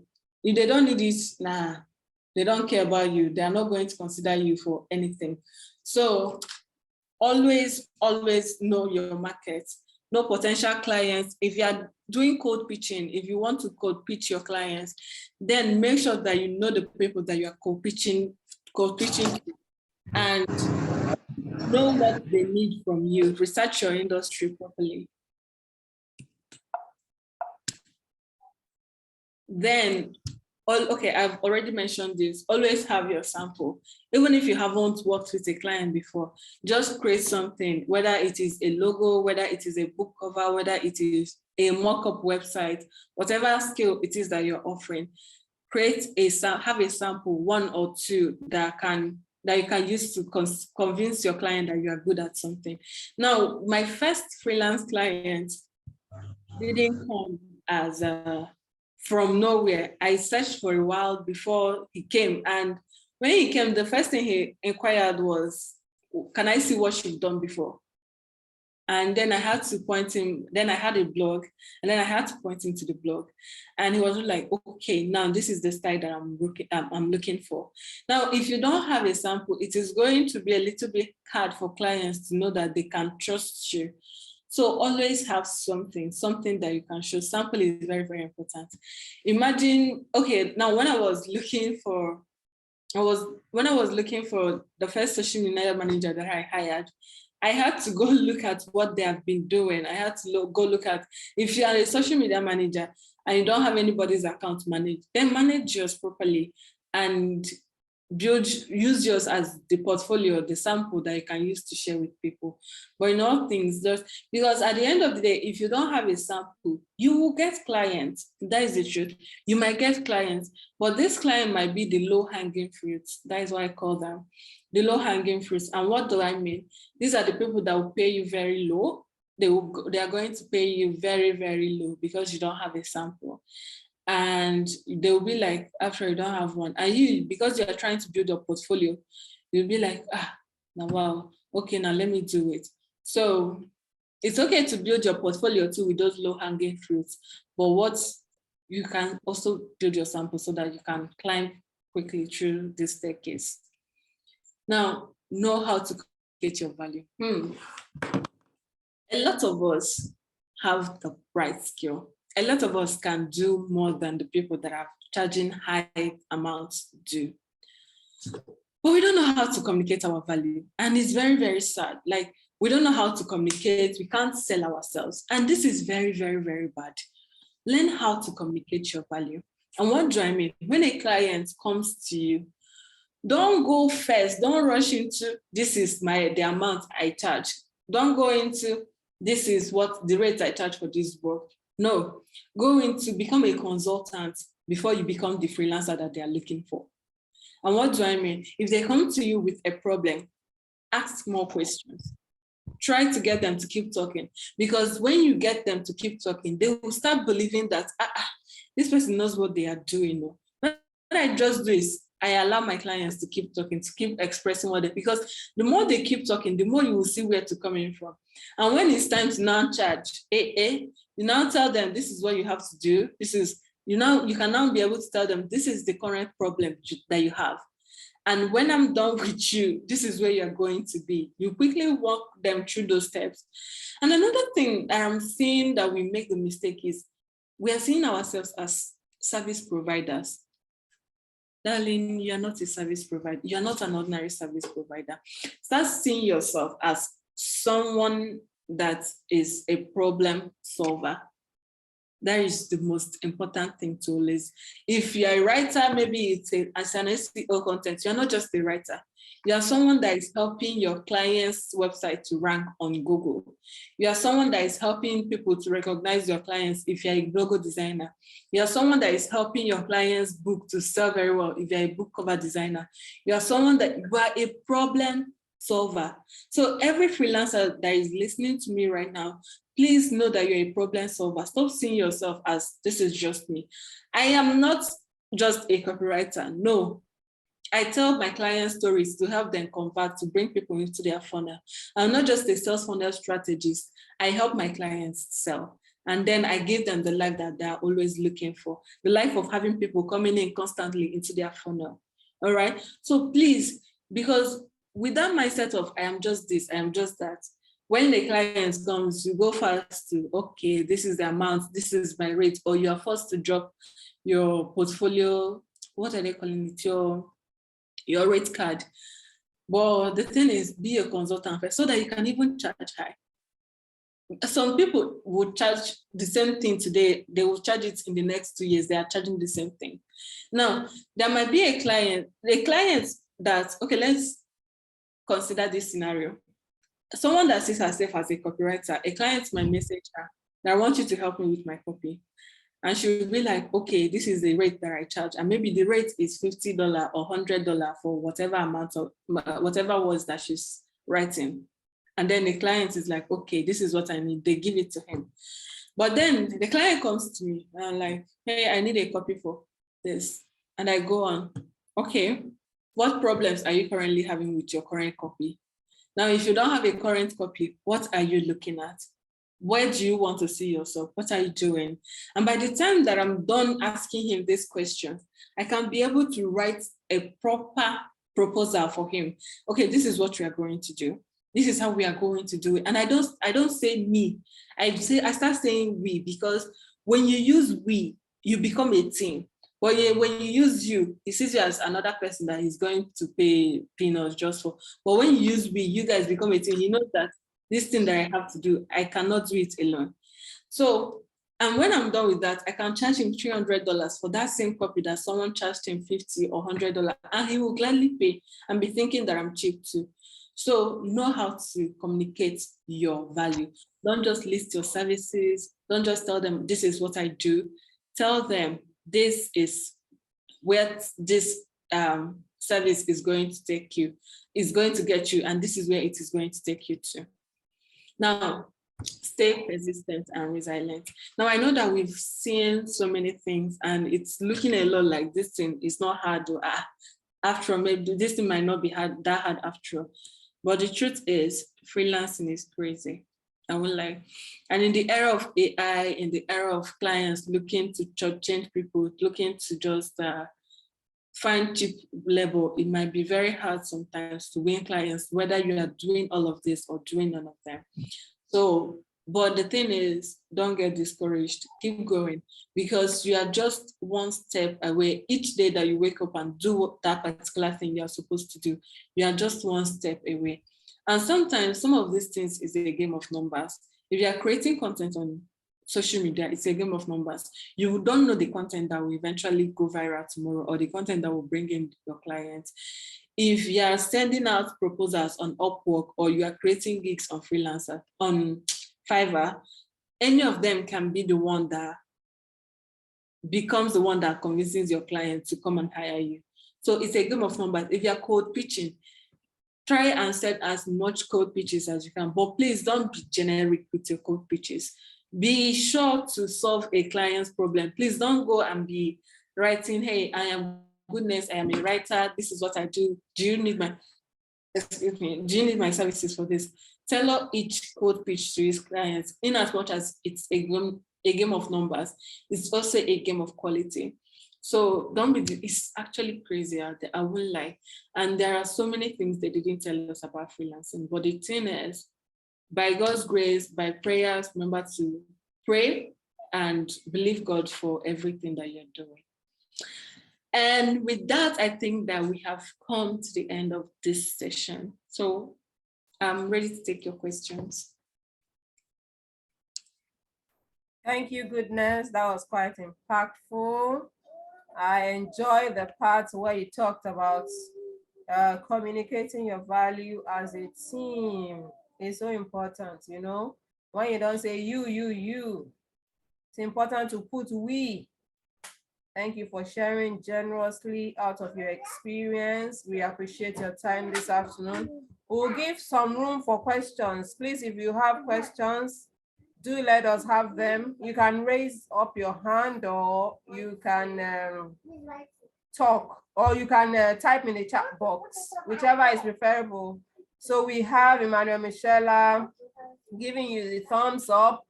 And then Vera Nwokoye saying, thank you, ma'am, goodness. Lucy Livinus saying, well done, goodie. Do we have any question before we let her go? Do we have any question before we let her go? Okay, in the absence of questions, we want to say thank you. Thank you so much for gracing our platform this evening. God bless you. And please stay in touch. We look forward to more collaborations in future. Please don't say we are Oliver Twist. Please. Thank you guys.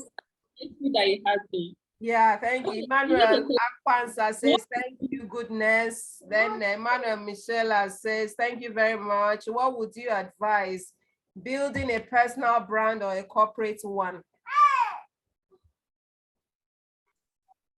Okay, so the issue of building whether a personal brand or a corporate brand, let's see.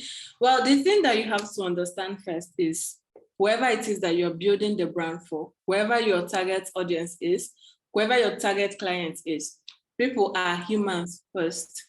So because when we talk about corporate brands, it brings this whole image of only corporate, like, you know, things that do not speak to humans as themselves.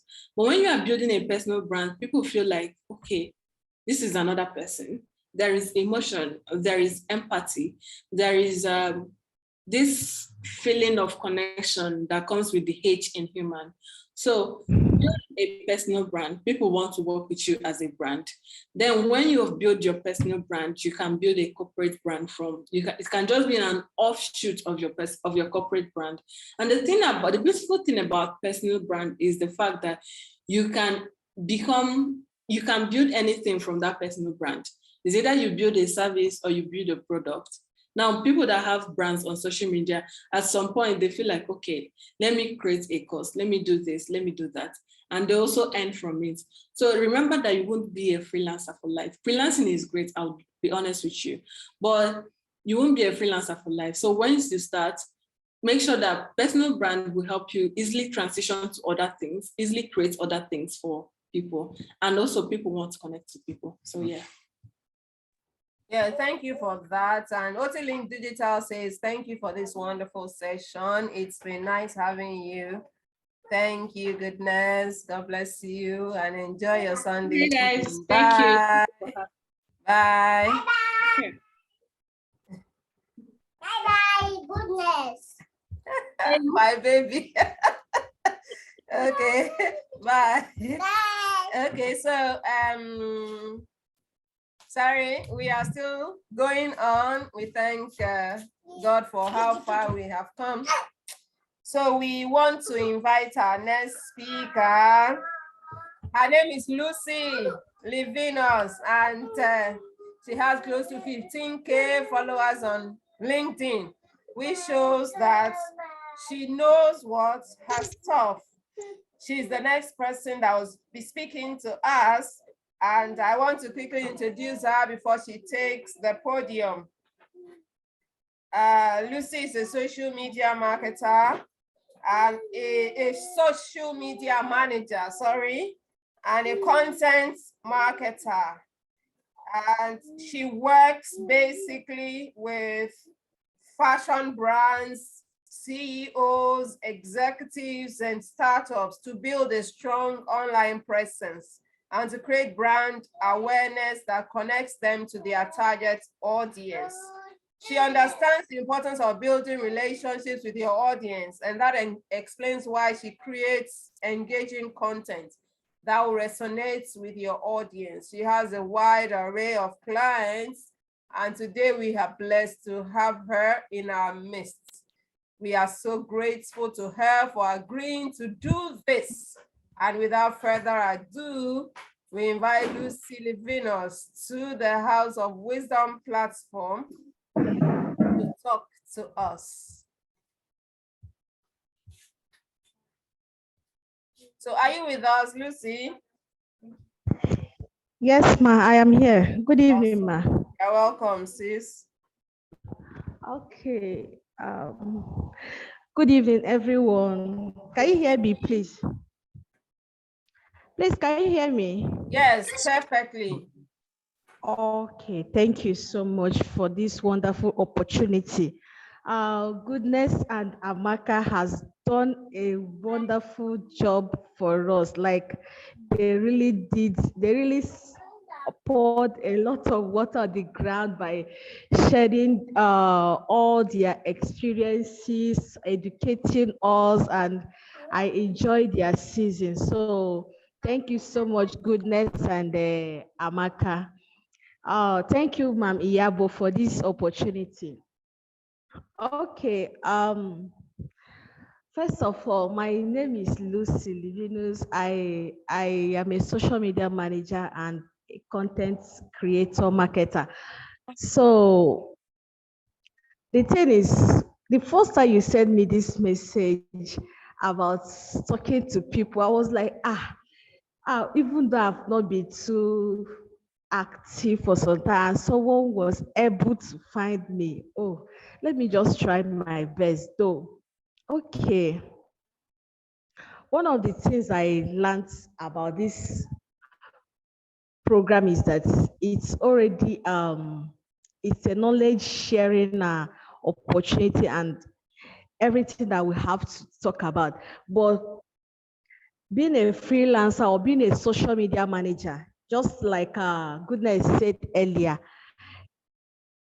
when she was talking, she mentioned something that has to do with, okay, is it Amaka? Amaka said carving a niche or building a personal brand. I know that earlier because when I started, it was not a funny thing.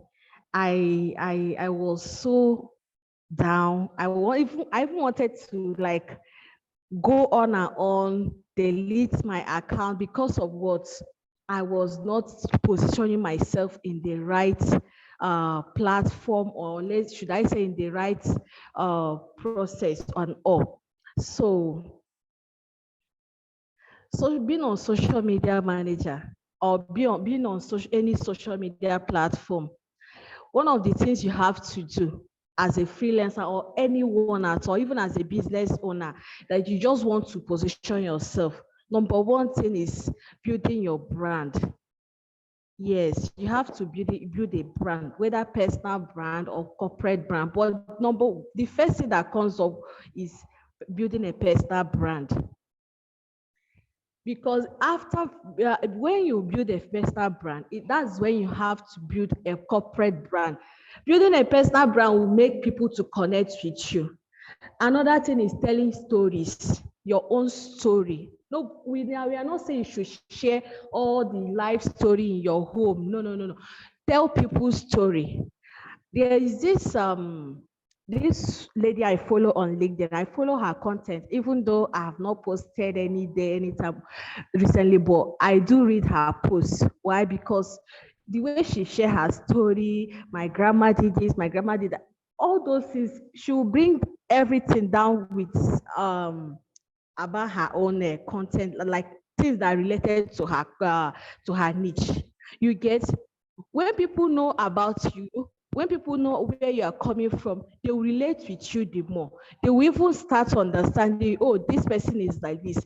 I follow a lady also on LinkedIn who also share her story, and that alone helped me to connect with her the more. Do you understand? So sharing stories are one of the things that I have learned so far. When you talk about being on social media and how to even succeed on social media, number one thing is personal branding, and secondly is sharing your personal stories. People can never ever understand or can never even pay you when they don't know you.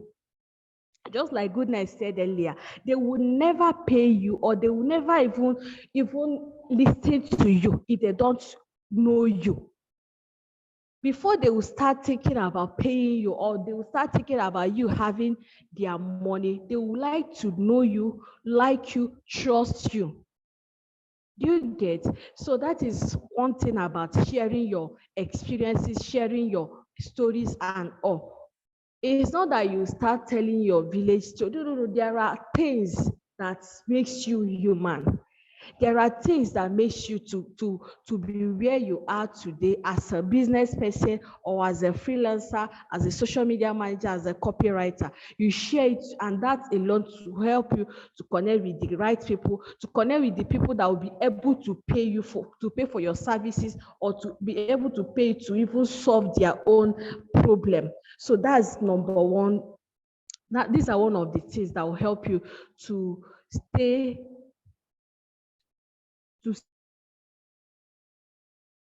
put whenever you want to put that strategy of you building your online presence. Another thing is having the right strategy, whether you are building your presence on LinkedIn or Instagram or the new app Thread, TikTok. See, there are things that works on every platform. LinkedIn is all about write-ups and all article, while Instagram seems video, short reels and all. So the thing is, in as much as I understand, all of these platforms are not working for me. You get? So as a social media manager, LinkedIn has worked for me more. Facebook has also worked for me. But you know what? Instagram has not worked for me. But I have a friend of mine who almost every month, she told me, oh, I got this client from TikTok. She's more active on TikTok and Instagram. So one of the things you need to understand is this. When starting on any social media platform, know the kind of people you want to reach out to. Know the kind of people, the platform that will work for you. Before I started anything that has to do with social media manager or I was just there writing content on Facebook, or it was someone that talked about LinkedIn on Facebook. From her post, I said to myself, let me search for this app and see what's up. So when I searched, I said, this app is very nice and I think I should give it a try. So before you know it, I got started. I got my first client from LinkedIn. But I've been on Facebook for a very long time. So the thing is, what works for you might not work for me. Choose a particular app that is going to work for you and stick to it. One of the things that will make you stay relevant in the faces of your followers, is it your network or is your content?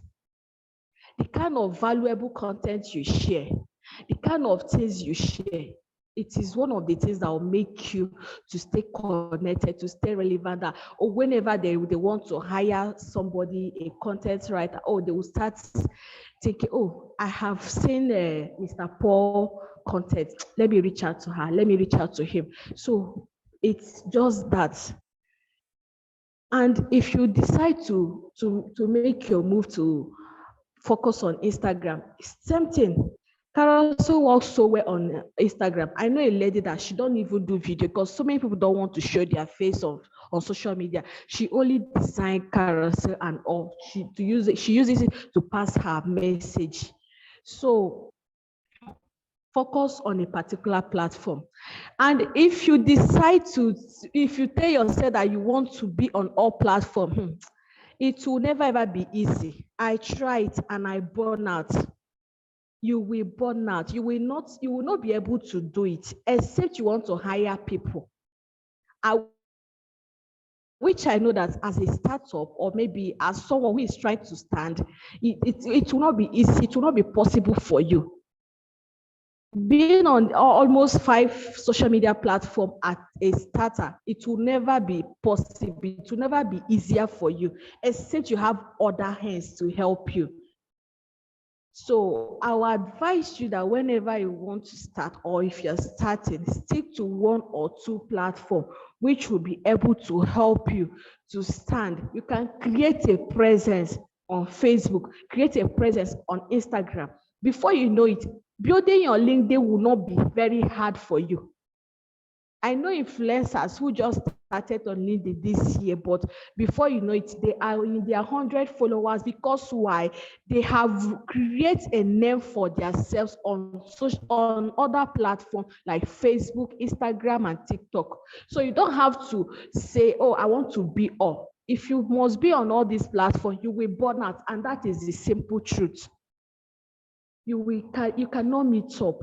You can never ever meet up with sharing, making video, creating content, replying to your messages. At the end of the day, you will be confused. You'll be distracted. So stay focused on 1, 2, or 3 platforms if you really want to achieve your aim. That's one of the strategies you need to build yourself on any platform you find yourself. Stay focused on a platform so that you can be able to create a name, create that name, so that even if somebody mentioned, I've seen people that they are not active on LinkedIn, but whenever they want to talk, they will mention that person. Maybe the person has created a name on Twitter, but they will mention his name or her name. So that's the things you need to understand about this whole thing. Have that kind of strategy. And what you need to understand about any platform you find yourself is this: your profile. Please, your profile is very, very important. The kind of profile you are putting out. If you watch this profile, my Iyabo profile is very outstanding, very good. In fact, it's just simple but unique profile that you need to. Once someone sees this profile, say, okay, this profile can be okay, it can serve for any platform she's on. You don't have to start using a particular different profile picture on different platforms. No. You can use one picture for all the platforms you are active on.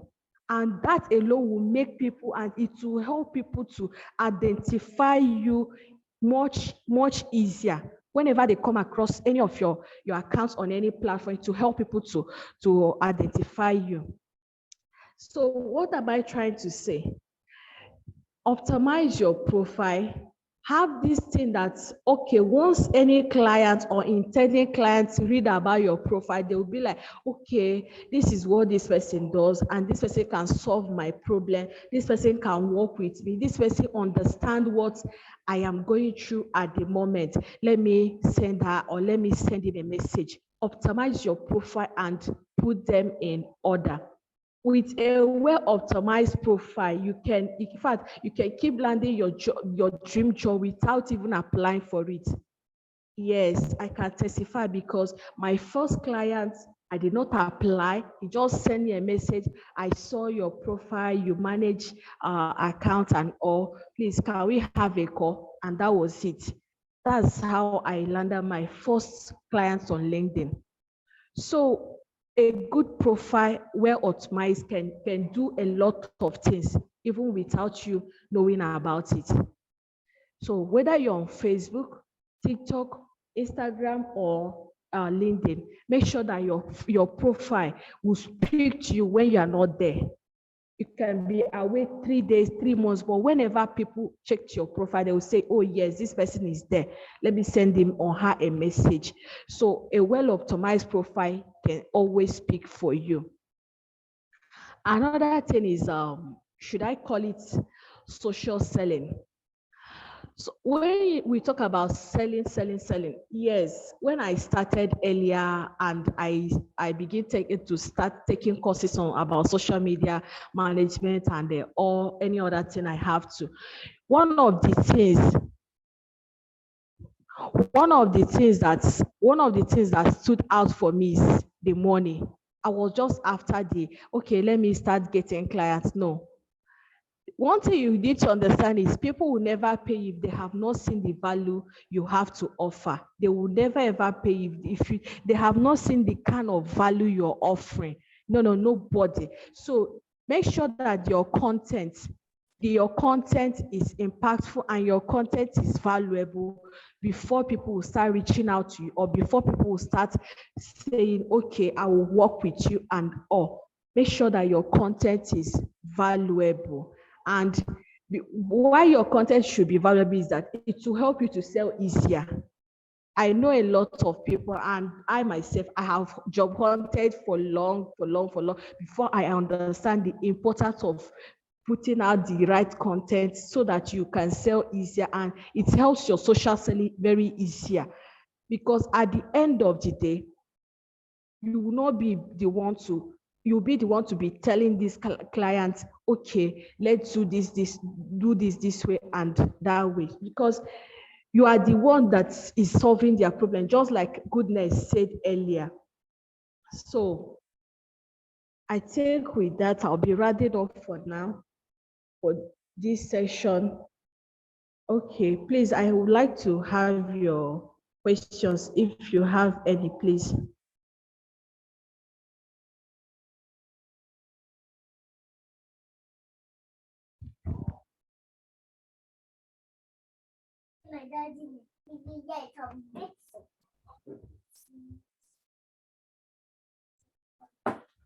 Hello, Madam Lucy. Yes, ma, I am here, ma. Yeah, you're welcome. Thank you so much for the impactful session. We appreciate you. Please, our participants, appreciate her in the comments, in the chat box. Also, if you have a question, raise up your hand or put it in the chat box. God bless you. I really appreciate you, especially that part about social selling. It's something that is catching on big time if we can do it right. And so we appreciate you this evening. So Emmanuel Michela says, thank you very much. And I also say thank you so much. There's another message. Let's see if it's a question. Vera Nwoko says, thank you, Ma'am Lucy. We appreciate you. Thanks for your time. God bless you. And do have a fantastic Sunday evening. Bye. Okay, so we are a little bit, time is an issue, but don't worry. I'll quickly rush through what I've got to say. My own is just to charge you up. Yes, my own is just to charge you up, and we'll end the session from there. I just want to talk about how to find the courage to put yourself out there, because I had issues with it, I won't lie. And for those of you who are on my WhatsApp newsletter, I talked about 3 of the limiting beliefs that I had to overcome to be able to put myself out there. Because when we started internet marketing, there was nothing like social media. We were just doing email marketing. And so when social media came, it became like a challenge for some of us as to, now I can take pictures. It wasn't always like that, honestly. It takes a lot of having to learn, relearn, unlearn some things for me to get to this level. And I'll tell you what I did, so you can also replicate it. I'm not a fan of sharing what I've not tried. I always like to be practical with what I share. And one thing I've realized in dealing with people is that most people have a courage problem. And even God recognized that in the book of Joshua 1 verse 9, when he told Joshua to be strong and courageous, because he knew that was the only way for them to attain the dream of going to Canaan. And so God had to tell Joshua to be strong and courageous. It's amazing that people do not have problems with skills, experience, and circumstances. It's always a courage problem. And what Disney also, he also recognized that fact in one of his quotes, in which he says, our dreams can come true only if we have the courage to pursue them. And one thing I realized, courage or a lack of courage stops a lot of people from building a career or business of their dreams. For instance, you are a freelancer, you are a writer here, you are a web designer here, you own a business, whatever it is, courage will enable your business to go so far. There's a quote that I like, says, it takes guts to leave the ruts. G-U-T-S, guts. And guts basically is courage. And so it takes a lot of courage. But the good news is that courage can be cultivated. It's not something you have to be born with. The people who are courageous weren't born with it. They had to learn. So, and courage is an attribute. It's a skill, like writing, speaking, or negotiating. You can develop it. So let me talk about 6 principles that I've used to build my own courage muscle. Realize that God is the source of all courage. For me, my spirituality comes to play when it comes to these things. I don't just look at life as physical. Life is more spiritual than you can ever imagine. And God is the source of all courage, and he commands us to be courageous because he knows we need courage to conquer new territories in life. And that was why he told Joshua in Joshua 1:9 says, the New International Version says, have not I commanded you, be strong and courageous? Do not be afraid. Do not be discouraged, for the Lord your God will be with you wherever you go. And so I came to the realization that courage is a command. God wants me to do it. It's not, as in, it's not something that I can negotiate my way out of. For me to be all that God wants me to be, for me to do all that God wants me to do, I have to summon the courage to do it. For instance, for the very first speaking engagement I had all these rumbling tummy, all sorts. In fact, I almost canceled the appointment. It was then at SADC, Success Attitude Development Center, owned by Dr. Jagbase of blessed memory. I had so many, in fact, I couldn't sleep overnight because it was the very first time I was going to face a crowd, and I was like, can I do this? But I summoned the courage, I did it, and today I can speak anywhere. I can speak anywhere, but it's taken a lot of building myself. And so ask God for the courage to do it. If you want to put yourself out there, which you must, like all our speakers have said, you can't play small, and you have to learn how to put yourself out there. Of course, not everybody will appreciate it. It's okay. You don't have to please everybody. You just have to please your God and yourself. That's just it. And so these are the principles that have worked for me. The first is to ask God for help. Father, give me the courage, and he comes through every time. And then start small. Yes, it doesn't make sense for something you've never done before for you to do a grandiose thing. Like when I started House of Wisdom, it was just a status update I posted. I didn't even post the newsletter, which we do now. I just posted as a status update that I was starting House of Wisdom. It was that small. And so you got to start small to build up your courage muscle. And I've graduated to the point where I'm comfortable sitting in front of a camera to record a video. It's taking time. And so you can also start small, and it's less scary when you start small, and then you can get better with time. And then second, the third tip is practice often, because you don't want to do it once and stop. Repeat the exposure. For instance, you want to speak publicly. You've spoken to a group of five people, which is a small gathering. Okay. Repeat that exposure often. Look for another 10 people to speak to. Look for another 15 people to speak to the point where it becomes an habit and you can do it effortlessly. And so that is the practice often part. That is the third tip. Then the fourth tip, because of time, I'm trying to rush things. And then practice often also involves being able to say yes when you want to say no. There are things I've said yes to that I honestly didn't know how I was going to wriggle myself out of. I won't lie. But it's part of growth for you to be able to say yes when you want to say no, because you figure out that you can figure it out.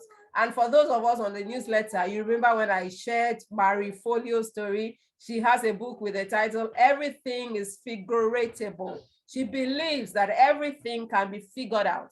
And I believe so too. So start saying yes more often instead of no, and not ask for opportunities to do things that scare you. Ask for opportunities. People are willing to give you the opportunity only if you will ask. Then take calculated risks that align with your skills.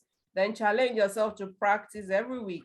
And then the fourth principle that has worked for me is to practice in a safe space. It doesn't make sense. You are just trying to learn how to speak publicly for you to say, okay, let a group of 50 people come up. No, it's not a safe space for you. But when you have your friends, 5 of them, it's a safe space. You can express yourself. They can give you feedback and you can learn. And so you practice in an environment where you feel the risk is low, and then you can build up the courage as you go on. The fifth tip is always be prepared. It's a very powerful way to build your courage muscle, because preparation allows you to reduce anxiety and fear by reducing ambiguity and giving you a sense of control. I'll give you an example of this. Before making a video, take a few minutes to write down your main points so you can be coordinated in your presentation. Because one thing I realized, even I make videos, but one thing I realized that before the camera, I sometimes forget points. Honestly, I sometimes forget in the heat of what I'm doing. I'll not even remember what I've got to say, but because I have put it down somewhere, I can quickly, for those of you who watch, I'll be picking by the side. So I'm trying to remind myself of what to say next. And so be always prepared. It matters a lot. It matters a lot. And then the sixth point is reward yourself for the effort. We always try to reward ourselves for results. No, the mere fact that you could put yourself out there, reward yourself. For instance, you could say, okay, if I make this video, I will go to this and enjoy this. It's a reward for yourself because it motivates you to do more. So have a way to reward yourself and get comfortable with stepping outside of your comfort zone until it becomes second nature. You need to really remind yourself that your main goal is to take action, no matter what the outcome is. Once you can take the action, put yourself out there, celebrate, please. Celebrate a lot. Reward yourself for trying to develop the habit of stepping out of your comfort zone. So by way of a recap, now that you know that courage is an attribute that can be developed, it's time to take action. And what action? We've said, recognize that God is the source of all courage and ask him for courage. Ask him for help to step out, to put yourself out there. And then start small. Practice often, practice in a safe space. Always be prepared and reward yourself for the effort. Remember that a courage muscle takes time and effort, but it's worth it. Don't let lack of courage hold you back from achieving your career or business of your dreams. Take the first step today and keep pushing yourself outside of your comfort zone. With each small win, you'll become courageous and amazed at what you can achieve. I believe in you and I'm rooting for you. Don't forget also that Liz Brown once said, the graveyard is the richest place in the earth because it's where you find all hopes and dreams that were never fulfilled, the books that were never written, the songs that were never sung, the inventions that were never shared, the kiosks that were never discovered, all because someone was not courageous enough to pursue his or her dreams. Do not be the one that takes your dreams to the graveyard. There is this book by Miles Monroe of blessed memory that says he wants to die empty. That means he wants to use all the potential that God has given him here before he goes to the grave. And I pray that will be your portion too. But let's know that there's a partnership between God and man for these things to happen. God will not do what he can do. And it's your responsibility to build the courage muscle. And we have learned how to do it. I've told you how I've done. I won't lie to you. My business was stuck for years because I couldn't take photos. My business was stuck for years because I couldn't make videos. I just was relying on text. And it's not everybody that will read. There are some people who learn better when they listen. There are some people who learn better when they watch. And so you have to be able to serve all those aspects of your market. You don't want to put yourself in a pigeonhole. And so you just have to do this. I won't lie to you. It's a powerful, and video is a powerful way to get people's attention. Powerful. There are people who will not read, but they will watch. And so learn how to put yourself out there, start building the courage muscle, and the Lord will help us. We have overshot our time by 20 minutes, but I believe it's all well and good. Thank you for joining. You don't imagine how happy I am that you are in this room. Thank you so much for the support since we started. And if you are just joining us, we have a WhatsApp newsletter, which you can get onto. Please, to get on the newsletter, subscribe to +234 803 356 4055. The number again is +234 803 356 4055. We will be waiting for your message if you are not on our WhatsApp newsletter list. God bless you. We do this because we believe in the young people. We believe you've got potential, but you just need a bit of mentoring, which is what we are providing through this platform.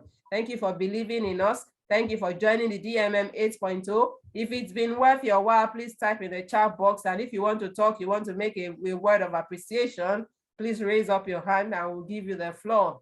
God bless you. We appreciate you so, so much. On behalf of the House of Wisdom workers, I say thank you. Any word of appreciation in the chat box, or if you want to talk, fine, well and good. We'll give you the floor to speak your minds.